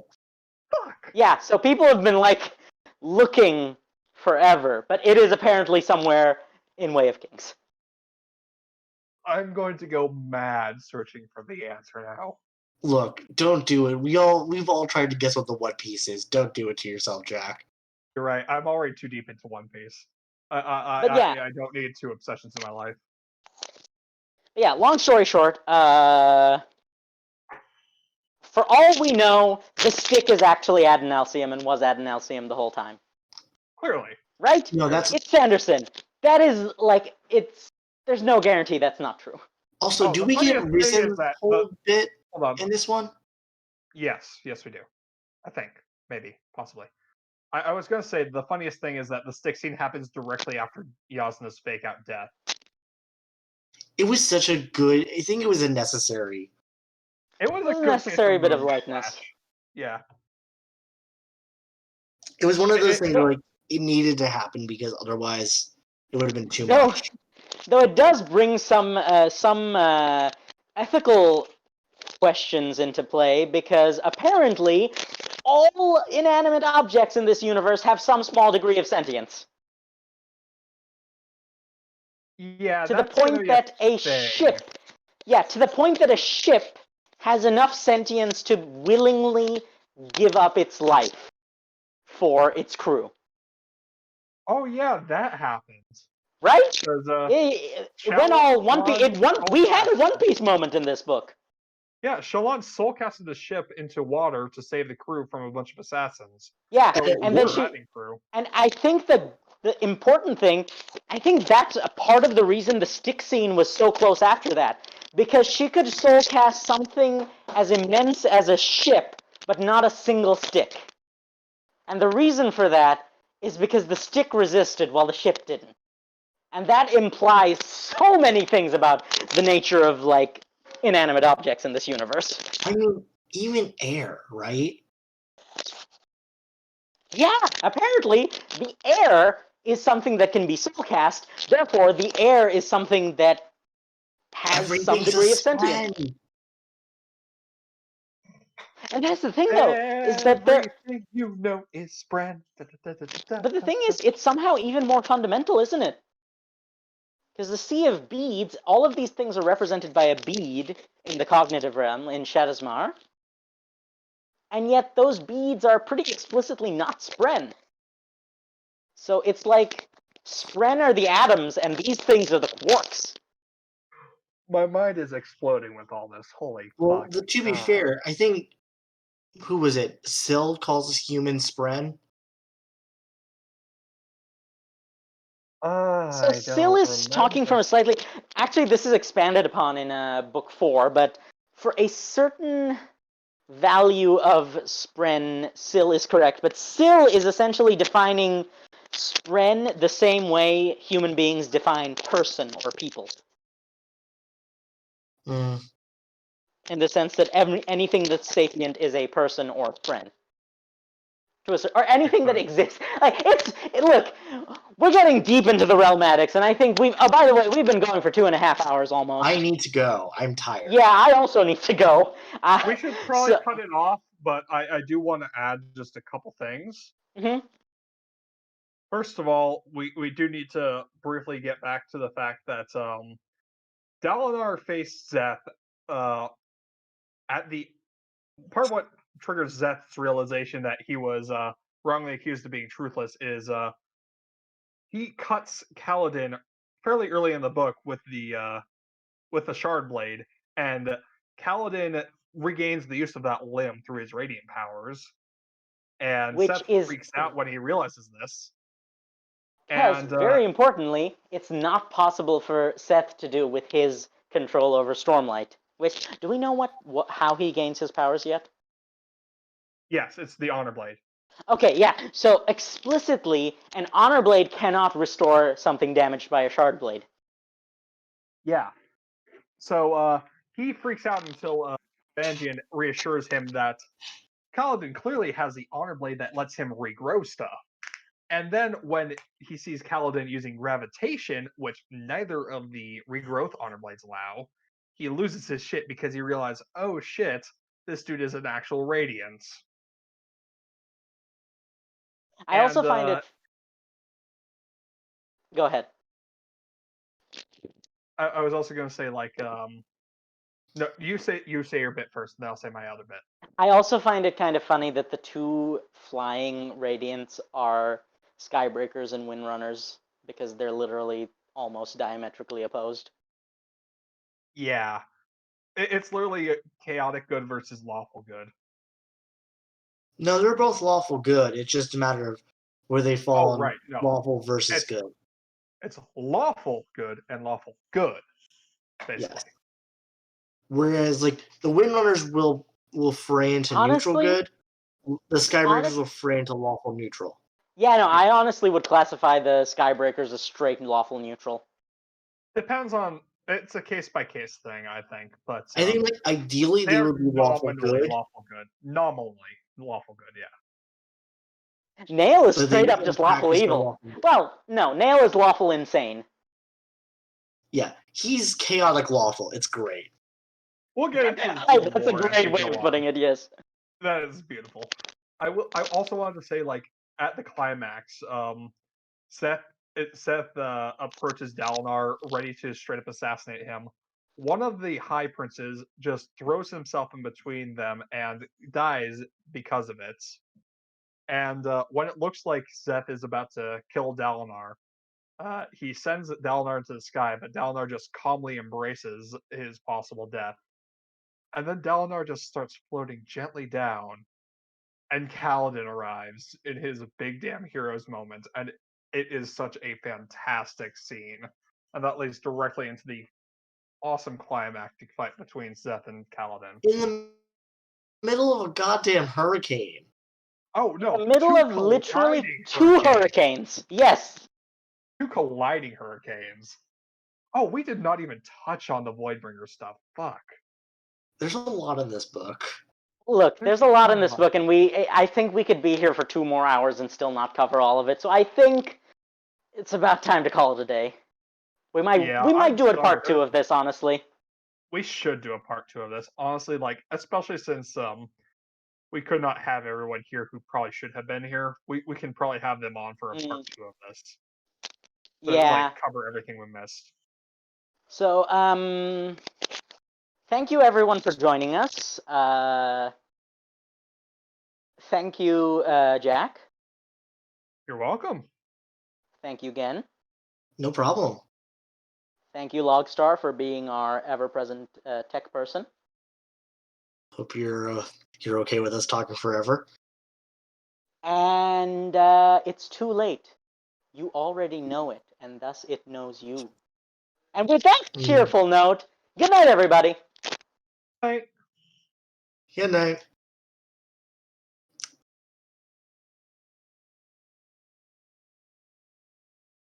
We cut? It's cut.